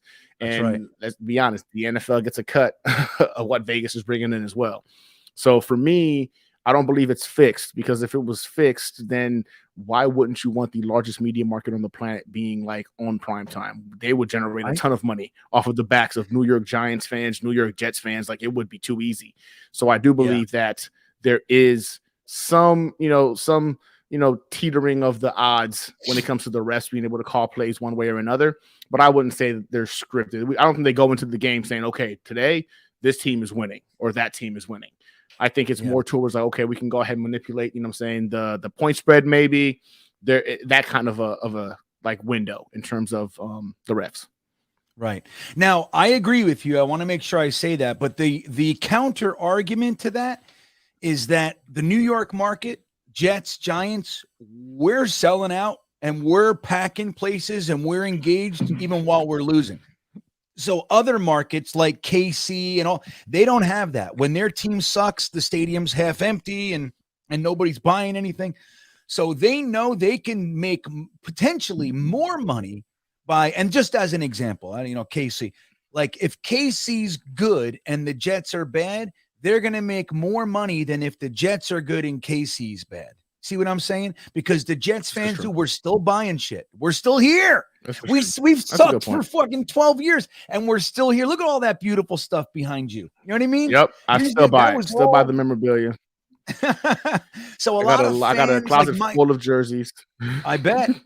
Well, looking like Miami and the LA teams, like, dude, when those teams are bad, their fans are gone. They do not show up. There's 20% of the stadium in there. I'm telling you, I used to go when I lived in Miami for 15 years. I would go to every single Jets Dolphin game down there. And if the Dolphins were bad, like the first one I went to was the Dolphins were, I think they were 1-15. That was actually, interestingly enough, it was the John Beck season. The big guy, quarterback coach that's so good for Zach Wilson. He was atrocious, but we ended up going, dude, it was 70% Jets fans in that stadium.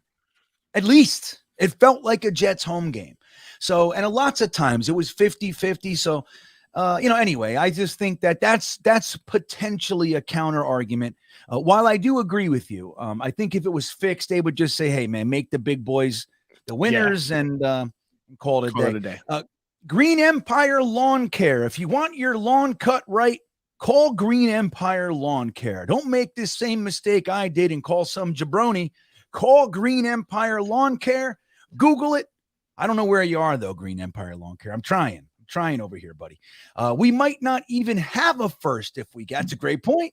Here we are talking about first round picks. We might not even have one, Gunny. I'll tell you what, though. True. If you're gonna, tell me we can get Rodgers for a first, I do it. You know what I mean? I do it all day. Yeah. All right. But thank you, Green Empire Lawn Care. And again, if you're looking for a new landscaper, there he is. Green Empire Lawn Care. Put in the chat, man, where you're located, and we'll try to tell people where you put your number in there, man. Let's do it. Let's promote your ass. All right, let's do it. BG the Kid checking back in. Thanks, BG. He says Becton has the potential to be the best left tackle in the NFL. That's the honest truth. Now, look, I think the clock's ticking on the guy. But he was super young too. He's only 24. Like, correct. I think. Wait, hold on. Let me just double check here, Gunny. Wait. Mekhi Becton age. Let's see. He's 23, dude. Oh, Mekhi Becton is 23 years old. That's amazing. So you think about it, guys. You know what I mean? Like I said, it feels like the clock's ticking, like he's a bust. Dude, he's 23 years old. His story isn't written, man.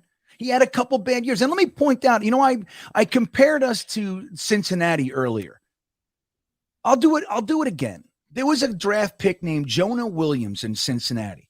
Now, he came out in his first ever training camp. He tore his bicep, and a lot of guys didn't like him coming out. And he missed his entire rookie season. Then I believe he had another injury and missed a whole chunk of the next season. People were calling him a bust. The last 2 years, totally fine. And he's a stud. Maybe he's not the best, but he's a rock solid left tackle, and he's been healthy. So, like, you can't always, write somebody off. A couple rough years, you can't just, pretend you know the whole thing, especially when he's 23. Jesus, I thought maybe he'd be 20, turning 25. What's his birthday here? Let me see here. April 18th. Okay, 1999. So, yeah, he'll be 24 in April. Crazy, dude. Yeah. That's nuts. He's younger than I thought. He hasn't even reached his prime yet. Yeah, he is younger than I thought. I thought he was 24 going 25. Yeah, and that's still even young, Gunny. But think about it. Yeah. He's 23 years old. I mean, guys, if he comes back and he can stay healthy, we're talking about, just like BG just said, potentially top 5 in the NFL. That's how dominant he was. He was an animal, and he likes to crush people. Like, that's the attitude you get with him. I'm really looking forward to him coming back. This one's for you directly. Jets 102, New York 102 says, Gunny, who's the signed footballs from? Good show. By the way, I don't know if you're catching it, Gunny. quite a few compliments toward you, my friend. So good for you. I like them. Oh, awesome. I like you as well, but I'm happy to see so many compliments. Guys saying, "Hey, this guy knows his shit. This guy's all right." That kind of stuff. So I appreciate that. I appreciate it. Thank you, guys. Yeah. I've been trying to pay attention. I haven't looked at the comments yet. No. All right. Yeah, I got you. So we've got a LaShawn McCoy autographed football back there.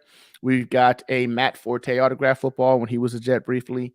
And don't fight me. I won this in a bet. This wasn't one that I went out and got. A Rob Gronkowski autographed football back there as well. Yes, but I only got that because we beat them in the AFC championship, the AFC in the playoffs. And it was a bet between myself and a counter Patriots fan. And he wound up losing his autograph memorabilia. I had put up my Revis jersey, actually, and he wound up losing. So that's why the Gronkowski football is back there. But there is a Garrett Wilson football on route, and I'm going to be go ahead and putting that up there and swapping out the Rob Gronkowski. That way I don't offend the senses of fellow Jets fans anymore. There you go. There you go. And I only have one signed ball. It's right there. I don't know if you can see it. It's right there, but it's Rex. The old Rex Ryan signed ball. But yeah, Gunny's got an impressive collection behind him there. Looks beautiful. Beautiful. Thank you. I appreciate it. Thank you very much. Finnegan checking in. Yeah, Finnegan checks in. He says, we bring Aaron Rodgers. It changes the mindset. Everyone believes they can win it all everyone pushes themselves, a little bit more. DB would play another year. Who's DB? Who's DB? Another year. Dwayne Brown. Oh, Dwayne Brown would play another year. This is more than on-field play. It's all mindset. That's not a bad point, man. Like, look, one of the things, and we've talked about this, one of the things that Robert Sala and Joe Douglas changed around here, Gunny, is the idea that they should play the whole game, that they are, that they should commit. Like in years past, like a great example is Trumaine Johnson. He got his money. He was done, dude. He checked out. He was playing. He was running around. He could give two shits. He wasn't going to sacrifice his body. But Finnegan's point is really great, and it dovetails nicely with what Robert Sala has kind of instituted here. These guys believe that we can win. They like, look, Garrett Wilson, Breece Hall, Elijah Moore, Michael Carter, ABT. They're not buying into the idea that they're supposed to suck. They're like, no. I'm going to be great. And that's the whole thing. You think if Aaron Rodgers comes here, I think he makes a great point. They start going, oh, it's on now.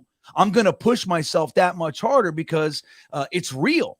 You think that's right? Yeah, no, I actually read a tweet about this earlier, and it made so much sense. Dwayne Brown right now has the decision to make whether or not he's going to go ahead and call it quits, or potentially come back for another year. I don't see what would motivate that man more than to realize with what this defense did, this offense still winning 7 games, what having a competent quarterback could potentially mean for this roster. Playoff Super Bowl push. And that's what Aaron Rodgers means. Aaron Rodgers means legitimately the New York Jets are making a push for a Super Bowl appearance. And I could see Dwayne Brown saying, hey, I got 1 more year left on this contract.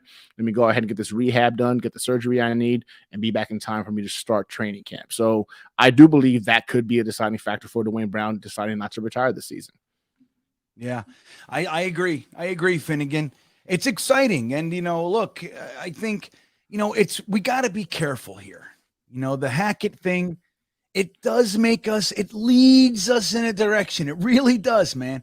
But we got to be careful. This is not a done deal. Yes, it's looking positive. Like all signs point to, all that stuff, but it's not done. So we got to make sure that we don't set us up for a complete, disappointment, if they don't get this guy. But I do think if he comes, it changes everything, man. It really does. And that's not to say that the team without Aaron Rodgers, if we just get competency, we can seriously compete, man, and get into the playoffs. But I think you bring Aaron Rodgers, that level of quarterback, 35 touchdowns, 4 picks, that kind of thing. I think it literally changes the whole world. Dynamic. For us. Yeah, Phenom. No, I've never been to the Senior Bowl before, buddy. The truth is I've only driven through Alabama. I've driven through like 3 times, 4 times, but I've never actually done anything in Alabama. So like when I had my map of all the, like every state that we'd go into, we'd put a sticker, and like we drove through Alabama numerous times and we couldn't put a sticker because we didn't do shit. We just drove through it. So it's kind of our rule. So I'm looking forward to going down to Alabama and to Mobile and actually doing something down there. And the fact that it's the Senior Bowl and I get to spend that time with the great Dom C, it's going to be epic, man. I sincerely can't wait. It's going to be so cool. And I haven't traveled for a while. We know with my wife and kids, of course, but I haven't really done anything. So it's going to be nice to get the hell out of here. But yeah, I'm proud of it, dude. It's all Dom C, man. I got to thank Dom C. I couldn't believe it when he said, dude, they accepted me. I'm like, wait a second. Can I come too? So yeah, here we go. Jason Edwards checking in. He says, I'll be sick if either Aaron or Derek. Yeah, this is what I was talking about. Jason, look, I think there's a lot of reason to have hope. I believe that. There's a lot of reason to have hope that one of these guys is going to get in here. But yeah, you got to be careful, Jason. Got to be careful. Gunny, if you had to put odds, like, who do you think's more likely at this point? You think it's Aaron Rodgers now that we signed Hackett, or you think Derek Carr? If you had to put money down, yeah, who do you think is out of those guys? If it was one of those two, who do you think is going to be the quarterback in 2023? Yeah, now if I'm betting Derek Carr. I'm betting it's Derek Carr. I think the writing's on the wall in regards to that situation. He's not going to be an Oakland Raider one way or another. Whether or not we offer them a third or a fourth or whatever to go ahead and bring him here, renegotiate that contract, or they release him and we go ahead and go into a bidding war for Derek Carr. I think Derek Carr is the more likely, whereas the Aaron Rodgers situation, it still comes into play that they have to want to agree to trade him. The compensation has to be right. They have to go ahead and be able to rework that current contract to go ahead and kind of mitigate some of the cap ramifications for the Packers side, since it would be a benefit for whoever takes Aaron Rodgers. So if you told me I had to put money on it today, my money's going on it. I'm betting Carr is the guy that we bring in. That's interesting, man. Because I got to admit, up until the Hackett signing, I was right there with you. But I forgot to tell you guys about another nugget that I had. Now, before I get to it, I got Green Empire back, and we're going to bring Wa2K on here as well. As you guys know, we're going to prep for some trivia in a few minutes. We'll say hello to Jeremy as well. So I'm going to bring Wa2K on, and then I'm going to tell you guys another nugget that I got today from the same reliable source that I told you the other thing. So let's bring him on, the presidente of the Virginia Jets fan club and the CEO of New York Sports Wicker Media, Wa2K. What's up there, Sugar Plums? Pleasure to see you too, Angel Face. Good to see you both. I like that. Angel Face. I like it, Wa2K. I was talking to Gunny. All right. Oh, that's me. Okay. All right. I'll take it. I'll take it. I'm just hairy face. That's all I am. So, Wa2K, how you doing, brother? It's pretty hard to believe there's still 2.5 weeks to go in the NFL season. I mean, the way that we're talking now, you'd already think free agency is about to start next week. Yeah, I mean, it's crazy. We are all out into the off season, and it's one crazy scenario after another. Hey, at least the first domino fell today. So with the offensive coordinator, so that's a good start. So people who are thinking, man, who are they just going to get a quarterback? We don't have an offensive coordinator. Well, we need one with experience. No, not that kind of experience. I want another kind of experience. Can we make up our minds? I know, we're funny. We really are, goodness, man. We're a funny fan base. Like, you got guys in there, like, literally say, I don't want Aaron Rodgers. It's like, dude, just look over the past 5 years of his career. The Jets have never seen that. And that's just, and you can take the, 5 years before that. You can do anything you want. The Jets have never had that kind of output. He's one of the all-time greats. He had a down year, and it still would be the best year. It was better than Fitzpatrick's great record-breaking Jets season. And we don't want him. We're so funny to me. I mean, I get it personally. You don't like this guy. But I don't know how you couldn't want this guy. If he's really available, a first-round pick, do it. Get him. You know what I mean? It's a broken finger and not a legitimate wide receiver one on the roster or a tight end on the roster. And rib injuries. I mean, it and really rib all injuries. comes down and to we don't. So, Yeah, it's all about the cap hits over the next couple of years. I mean, it's a very complicated, confusing contract. But if you look at if we are looking at just the player himself, yes, there's no way you cannot want him on the team. I don't want to hear. I'd love to hear him go back and forth with Samini, with Costello, with Connor. Oh my gosh, that would be must listen every single day. That would be the most exciting press conferences we've had since Rex and Westhoff were here. It's the truth, because he truly doesn't give two shits. You know what I mean? He's not worried about it. Like, he doesn't. That's the beauty of it. It's the beautiful, right? Like, there was a time when I sincerely didn't like him. I think he had a cocky POS, but the truth at this point, it's just like, you know what?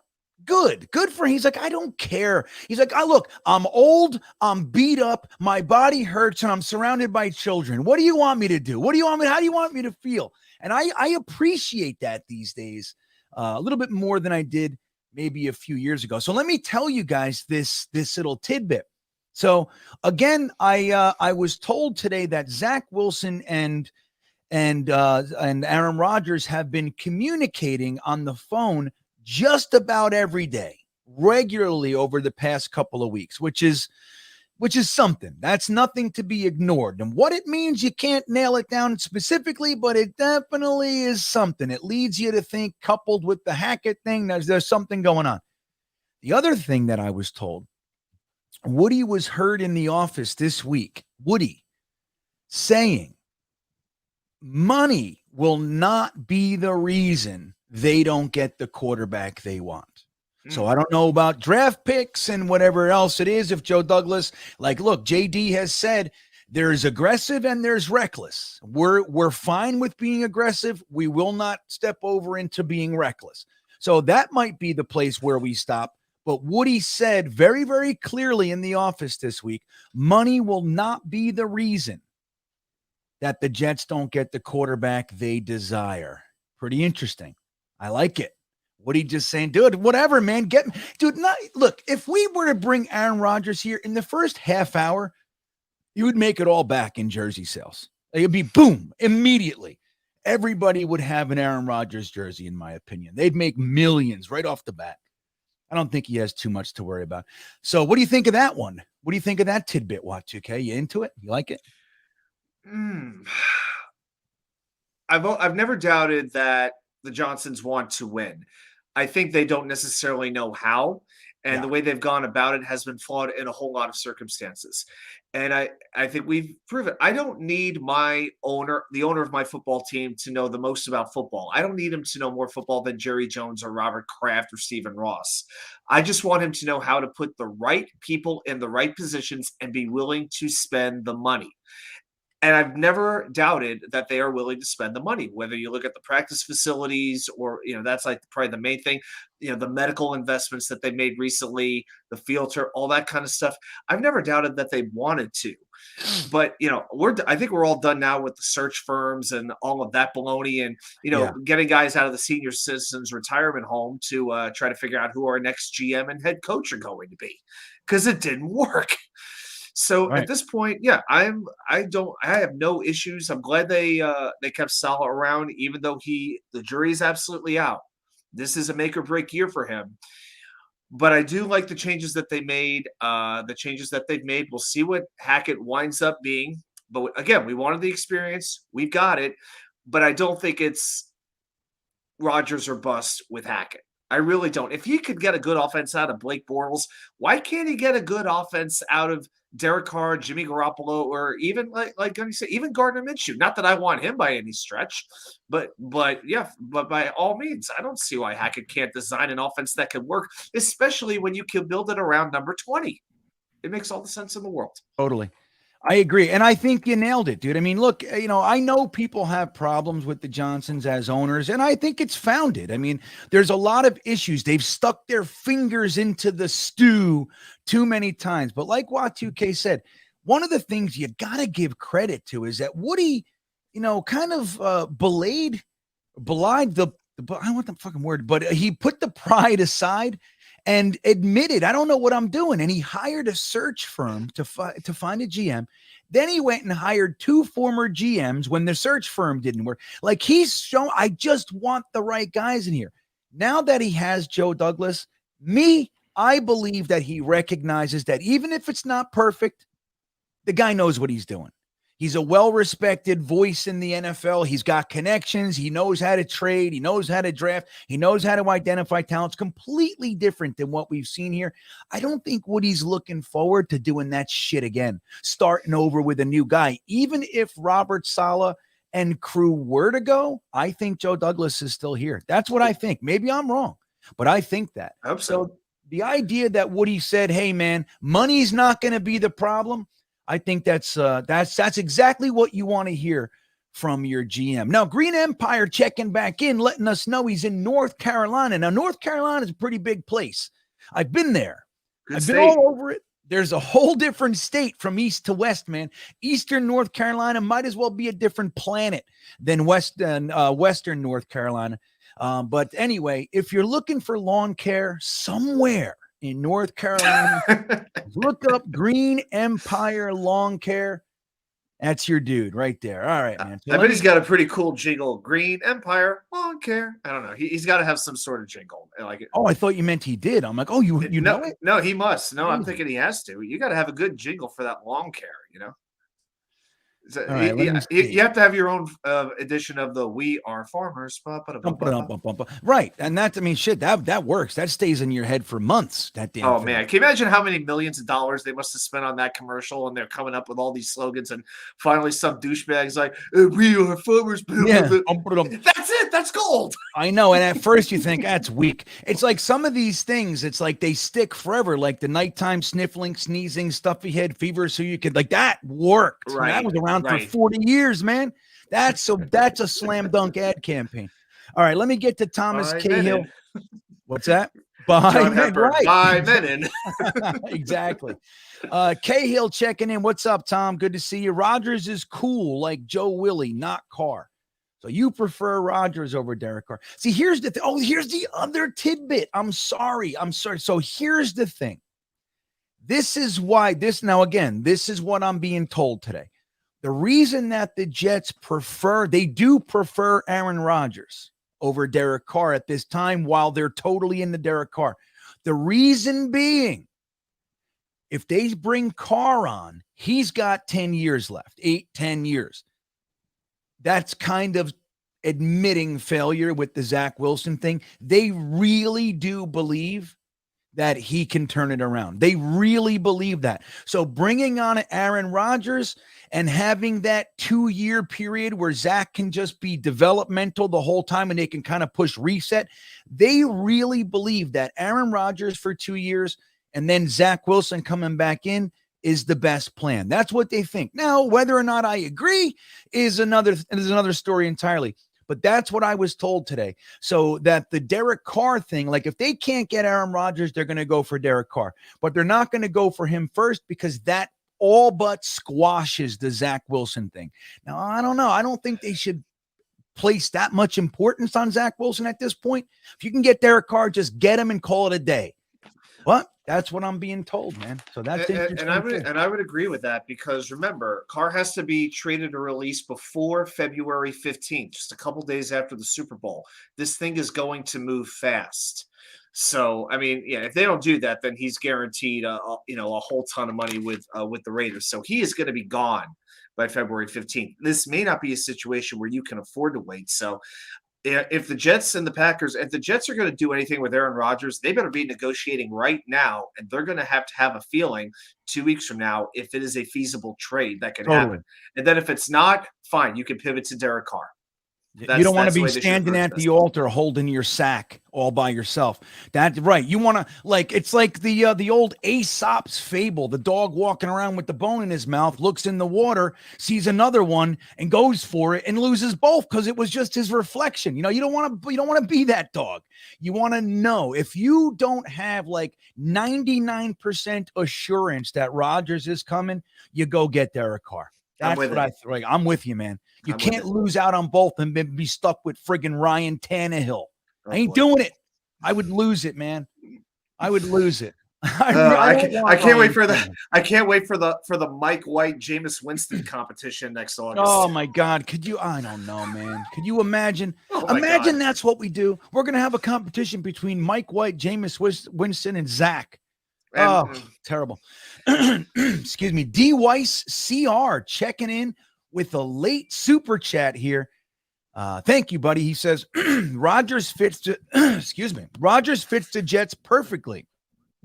2-year Super Bowl window where he mentors Zach, pick up Zach's 5th-year option, let Zach either be the guy or our tank commander for the next dude.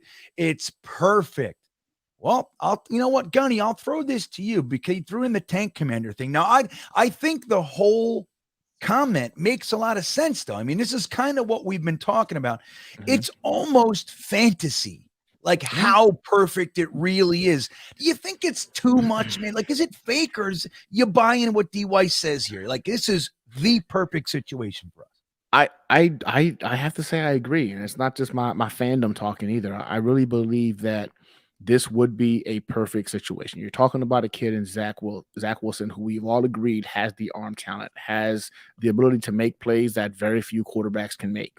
The biggest issue right now with Zach Wilson is it's not clicking up here. Mentally, it's just moving too fast for him. Now, to have his mentor come in and have the opportunity to be able to sit down, he'll probably gladly sit down, watch his mentor play, and learn from him. It could be a perfect fit. Aaron Rodgers comes through.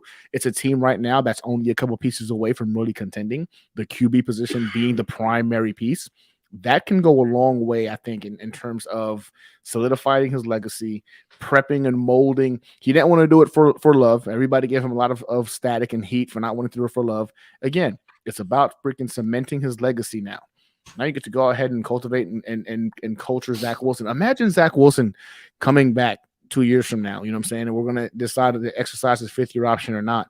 And he's lighting it up. The game finally slows down for him. I know it's a long shot. Don't get it twisted. I am not. I was big on Zach Wilson, breaking all kinds of NFL records for the Jets in the beginning of the season.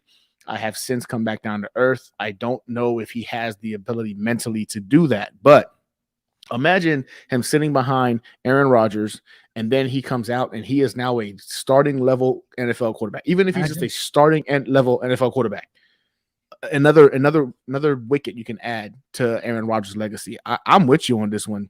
I do believe that this would be a perfect fit. There's so many components that is screaming Aaron Rodgers is going to be a Jet any day now. So many components. But I'm also afraid of getting my feelings hurt. So I keep trying to bring myself back down to reality and like down to Jason earth. Edwards. And, Yeah. You know what I'm Jason saying? Edwards. And right. So wait, real quick. Number one, I wanna say Chode Uglis says, sit, Ubu, sit. Good dog. That's another one. That's another one up there, man. That's a dev. That one stuck for years. So good pull right there. But quickly, Y2K, how do you feel about this one? You think it's perfect, like D. Weiss is saying here? I definitely like the idea. It's the great idea in theory, but unfortunately, we got to deal with reality, not fantasy. And if Zach needed those 2 years to sort of figure it out, I mean, it's sad that he had to come back in as quickly as he did. The worst thing that happened last year was Mike White getting blasted by Matt Milano, injuring his ribs, and they basically had little choice but to put Zach in, and we knew it wasn't going to work. If put it this way, who would you rather have Zach Wilson learn from at this point than Aaron Rodgers? Now, Rodgers is not exactly known for being a mentor. He's not exactly known for being maybe the most accommodating teammate, but I think at this point in his career, I think he's self-aware. He knows where he is, and this might be his chance to leave another part of his legacy behind. And I think that would feed to his ego a little bit. So if it means something, if he likes the kid, he believes in the kid, he thinks he could do something with him, shoot, I'd put Rodgers in the Hall of Fame just for that if he could make something out of Zach Wilson. Yeah. My goodness. Unanimous votes if he does that. Yeah, right, dude. Look, and it's not that he's responsible. He's just going to help a little bit. Be that support. Be that guy to bounce things off of. That guy that Zach trusts, you know what I mean? And they can just talk, and he can teach him how to take ayahuasca and just mellow out. And, look, I forget who it was in the chat. They said, hey, man, you can score ayahuasca in Flatbush. So there you go. Aaron Rodgers can just take Zach down to Costa Rica or Flatbush, take a little ayahuasca, realign your priorities, man, and just say, hey, dude, stop taking it so seriously. Don't worry about what the fans say. Just relax and play the game you love. That's it. And if he can do that, if he can just help him on that level, I think Zach's going to be fine. I mean, look, dude, again, I'll reiterate, I didn't want Zach in the draft. I didn't hate him. I wasn't against him, but I wasn't a Zach guy. That said, he's got everything you want as far as a physical skill set. He's got everything. The problem is whatever's going on up here. He's afraid, he's tentative, all that sort of stuff. If you can fix that, he's got a shot, man. He does. Trin the Great saying, right, I mean, what do you think you're going to get in the first round this year that is equivalent or it would override the idea of bringing on 2 of the last 3 years, he was the league MVP, dude. I mean, it's incredible. What's that? What is that? I think Sorry Gun's about being that. invaded.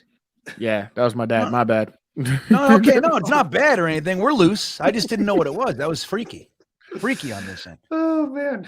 Yeah, all right. Usually somebody gets kidnapped after moments like this. Gunny, whether it's yeah. Jets Well, remember, Jude or- hey, Y2K, remember when you guys had Jude Jets on? Exactly what I was thinking about. His mom stormed in and said, enough, and just shut the damn screen down. In comes the hand, and I don't think Jude's Yeah. been seen since. I think he's in witness protection somewhere. Are you, Gunny, you in trouble? You okay? No, not at all. My dad's about to take a little trip to the DR, so he came by to go ahead and ask for some help on some stuff. That's all. All right, you got to run, bud? No, we're good. Okay. Yeah, please. And again, Yeah, no. we're loose. We're loose. I Whatever appreciate needs you. to happen. Yeah. All right. So this is after Kyle's super chat, we're going to get into the trivia. I'll bring Jeremy on so we can see his hands, make sure he's not cheating. He's got some Bill Belichick in him. So we'll see. Kyle Ornsby checking in. Thank you, buddy. He says, I said it on Jake's channel and I'll say it again. I have an ayahuasca guy on Long Island. Just saying. That's funny, man. Look, you got to be careful with you got to make sure it's a real ayahuasca thing. There's lots of people out there saying that they're practitioners, and you got to just be careful out there, Kyle. But point is, it's here. If you want it, we got you, man. Don't worry about it, Aaron. We'll figure this out for you. But the thing is, Aaron's good, dude. They got enough money. They'll just whisk themselves down for 5 days in Costa Rica or Peru. They don't need to. They'll be fine. But yeah, man. I mean, there's ayahuasca all over the joint these days. That and 5-MeO DMT and everything else. So, but yeah, hey, look, Kyle, if he needs it, we'll let him know. You got a guy. We know a guy, Aaron. We know a guy. So, all right, man, let's get into some trivia. So, guys, as you may or may not know, Y2K is our trivia master here. Let me take this off here. And we have some rules. Y2K does a very, very good job of digging up some Jets-related trivia. And we only ask 2 things. One, that we got to get the answer in 4 minutes or less, or else we're wrong. Number 2, don't go to a search engine. Anybody can Google it, or anybody can do that. Let's try to get the answer without a search engine, without the computer, without our encyclopedias. And here he comes, without Glenn. All right, let's figure this out. There he is. Okay, so let's see if we can figure this out. That all said, Y2K, the show is yours. All right. Well, if you tuned into the first Monday night mock of the season on GreenBean's channel, then you know that in that draft, we drafted 2 players from the University of Oklahoma. You like how I keep this relevant, don't you? So what's interesting about that is the Jets, since 1981, the Jets have only drafted 2 players from the University of Oklahoma. Your job is to name those 2 players, and I'll narrow it down for you. Both of them were in the 21st century. And your time starts now. Both of them are in the 21st century. For you guys who don't know what that means, that's from the year 2000. That's forward. right. 2009. All right, okay. So this is some obscure pick from 1983 or something. This is a great question, man. And I got to admit, I'm a little bit stymied. Dom He's C, good at where this. are you? He's so good at this. Jalen Saunders, Curly Norman. Jalen Saunders is correct. 2014 What? 4th round pick. Wow. Curly Norman, you the man, brother. Mandela isn't Bird Arkansas, Wow. but he says Dennis Bird. That would be pre He was 2000. from Tulsa. He was from Tulsa, Oklahoma, but he didn't Tulsa. play at the University of Oklahoma. What's it, Daryl Ray?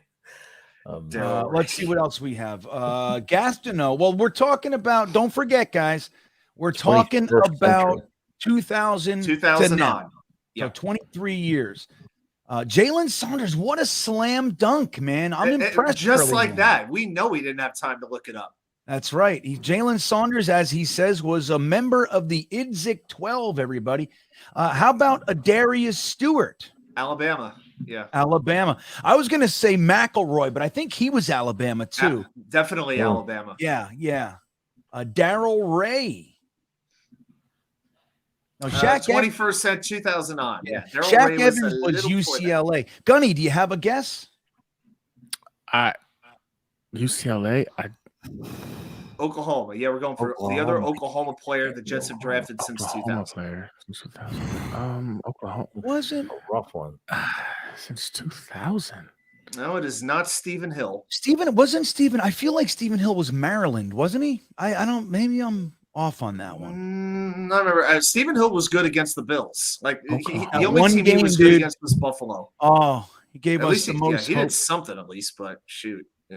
The That was pussy one pick I assassin. definitely got wrong. Wait, Stephen Pussy Hill went to assassin. Georgia Tech. Namath is was Alabama, man. Namath is Where was Alabama. Chad Hansen from? Michigan. Michigan. E Boogie says Drew Samia. Well, you're going Ooh. deep with that one, but Yeah. no, Who's that that? one He is was not correct. Watch 2K. He was on my list of guys to keep. He's a free Brandon agent. I like Shell? Drew Samia. I like him. I think Okay. he's good to keep around. Cesspos, Let's Brandon see. Shell from Cesspos. Brandon Shell. Oh, Hanson was California. Okay, that's right. Brandon Shell. Nope, that is not correct. Joe Mott. Daniel Yanez, dude. What a deep pull Chad that Pennington is. was from Marshall.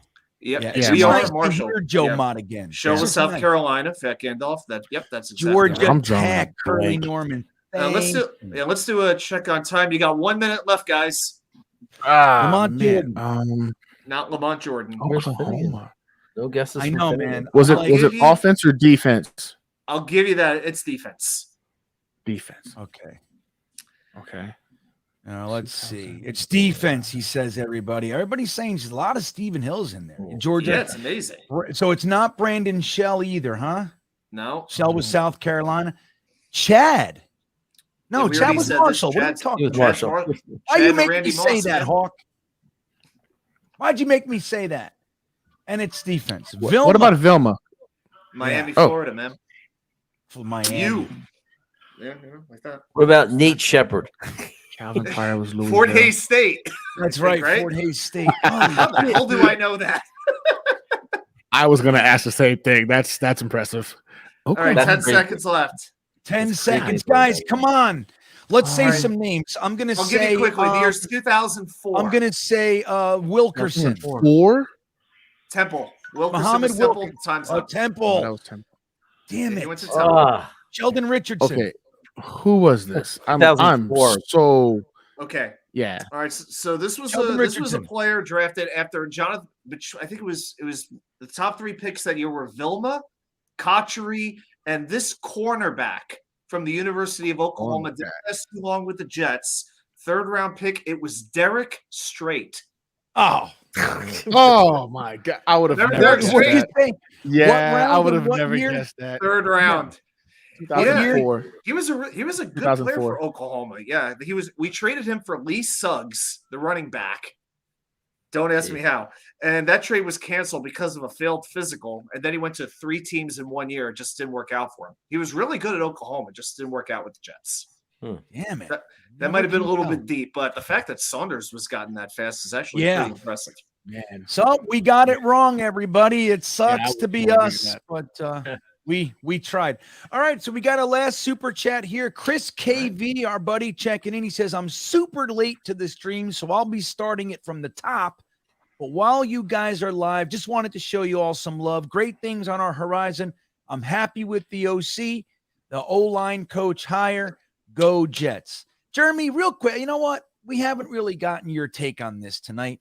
How do you feel about Hackett and Martin, the offensive line coach that we brought on. What's your overall feel? You've had some time to digest it. What do you think? Positive, negative? Where are you with all this? I like it. I mean, I wasn't jumping up and down. We have to get him, but I like it. I was totally okay with it when we started to interview him.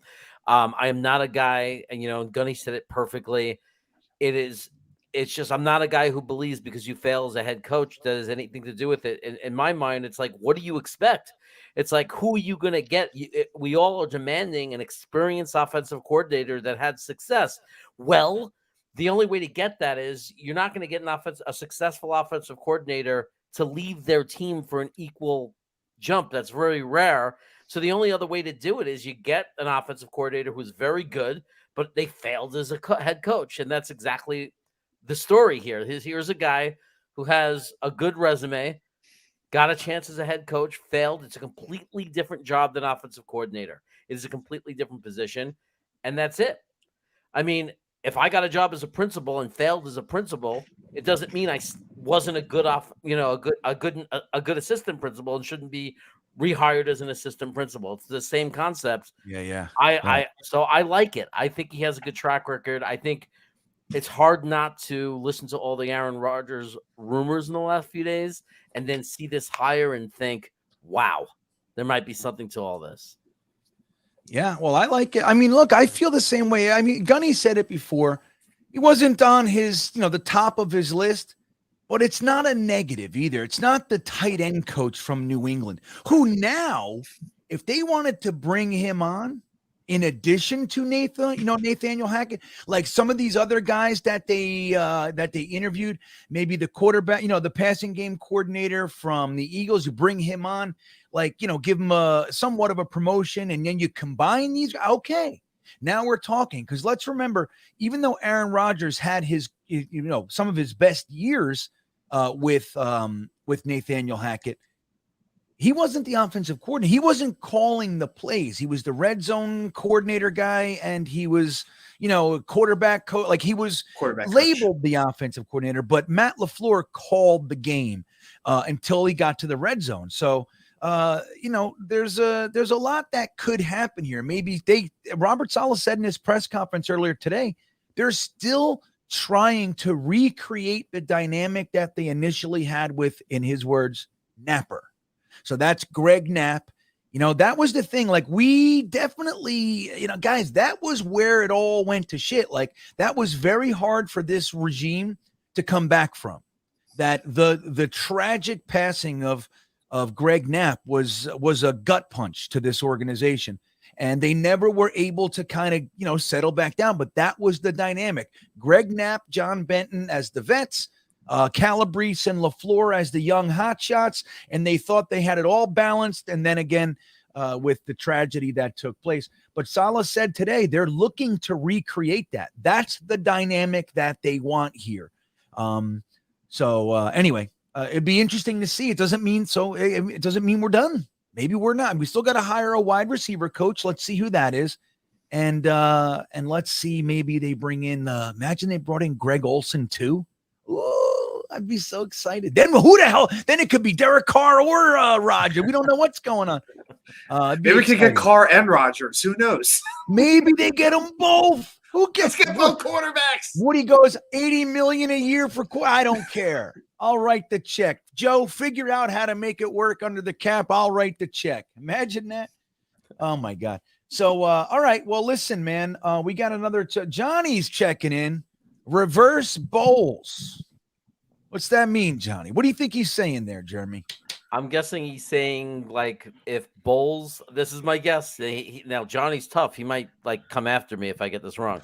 But I'm guessing he's saying it's like when Bowles gets fired as a head coach, does he suddenly become a bad candidate for defensive coordinator? That's what I'm thinking. Reverse bowl. Yeah, right. Okay. Hey, man. I'll tell you what. Bowles is a pretty damn good example of a head coach who really doesn't look very good and then really thrives as a defensive coordinator. But I'm going to point something else out. Bowles has really only ever succeeded under Bruce Arians. So I don't know what that means, but That's where, I mean, like he left up. Bruce Arians happened to take the Tampa Bay job and he hired Bowles. So Bowles only really had that great defensive coordinator thing under Bruce Arians, whatever that's worth. So we don't know. Maybe he's just shit without Bruce Arians. I wish we could bring in Arians as our senior advisor on offense. Oh my God. Great. You got a great super chat from Fat Gandalf. Yeah, and Fat Gandalf says the reverse Bowles is a bad haircut. I'll take the reverse Bowles. That's what it really is. Well, hey, man, there's look, everybody's popping in. It's like you guys are just getting here. It's crazy. Fat Gandalf, Indy Jets, everybody checking back again. Now, Robert Small, and we're going to get out of here now, but Robert Small says wide receivers coach. How about Lavernius Coles? We already know that Ocho Cinco wants to be our quarterback coach. Any biting here? Mikey Mouse talking about that? Man, I tell you what, I watch Lavernius and Wayne Corbett do their podcast every week, and man, Lavernius goes in on the Jets. He's like taking Ray Lucas's job or something. He's critical. He will be very critical, like the way Ray Lucas used to be. So put it this way, if Coles wanted to come in and be a coach, of course, it's a job that doesn't have as much security as the one he would have now doing that podcast. I can tell you, he'll tell those guys the truth, and he'll tell them exactly what's on his mind. So, well, I'll tell you, look, who knows if that translates to actually coaching, but right. I'm really excited to see who they get. I hope it's somebody that can be effective because look, Garrett Wilson thrived under Miles Austin. Well, Elijah Moore and Denzel Mims did not. So let's see where it goes. But guys, with all that said, we're going to go ahead and end this stream. We only went 53 minutes over. Once again, I said I think I'm going to end it early. You know how that goes with me. I'm just the worst. But very, very quickly, guys, there's one line or so. What do we got coming up? Jeremy, what are you looking at here? Sunday night, watch me and Dom C go over the linebackers, top linebackers coming out in this year's draft. Sunday at 9 p.m. Eastern.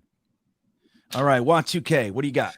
All right, we just put 2 videos out tonight, one on Nathaniel Hackett, and the one comparison I'm seeing some Jets fans making, Nathaniel Hackett to a former Jets coach and why it has to stop.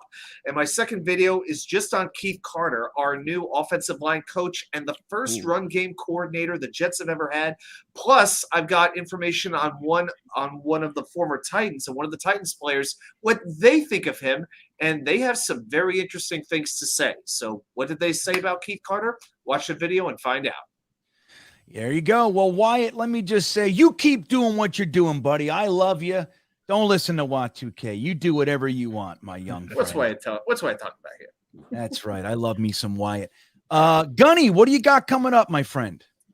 Yeah, look, I was just talking to these guys the other day how I've been out of the game for a little bit, adjusting to this new client that I've been working with for the last couple of months. But I'm back on track. I've got my my recap video finalized, doing the final edits to that tomorrow. It'll be dropping on Saturday, and I'm back on track on weekly drops. And I got a lot of stuff coming in the off season. Following the progression of the New York Jets offseason, where I think we're going to be going and how the New York Jets can potentially fix and be in the playoffs this coming season as well. I got a couple of ideas, put them on video. Hope you guys enjoy that. And I also see Gunny on Twitter all the time. What's your Twitter handle, Gunny? It's New York Jets _sitrep, SITREP. Or you can just type in New York Jets situation report. It'll pop up. I'm the only one. There you go. So he's found himself a unique tag. Amazing in today's day and age. Somehow he did it.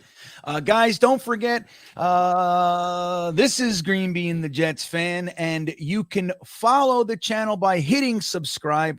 It means the world. It changes everything. Don't forget to hit that thumbs up button on your way out. And as always, you can become a beanbagger. The link is in the description. We do all sorts of fun stuff together, privately, exclusive content with each other. That's a blast. You can do that. Or you can just join the Stream Beaners. One tier. You get emojis and super chats for the live streams and all those things, guys. They help the channel immensely, and I appreciate it. Don't forget about Manscaped's brand new beard hedger kit. Holy shit. I can't wait. I've already used the oil, but I can't wait to use the balm. That's what's next. I'm so excited. And you can save 20% by clicking the link and using the promo code GreenBean at checkout. Guys, thank you for being here tonight. It was a great show. And hey, We got ourselves an offensive coordinator and an offensive line coach. Let's see what's next. Let's see if this Aaron Rodgers fella comes along with his former OC. Have a great night, everybody. We will see you next time. Yeah, here we come, baby. Here we come. Here come the Jets, baby. I want to kiss you. Thanks, Joe. You want to run or you want to duck down? You want to duck, just go over there and get onto the bench and stay there. You play to win the game. My message for the fans, we're all frustrated with where we are right now.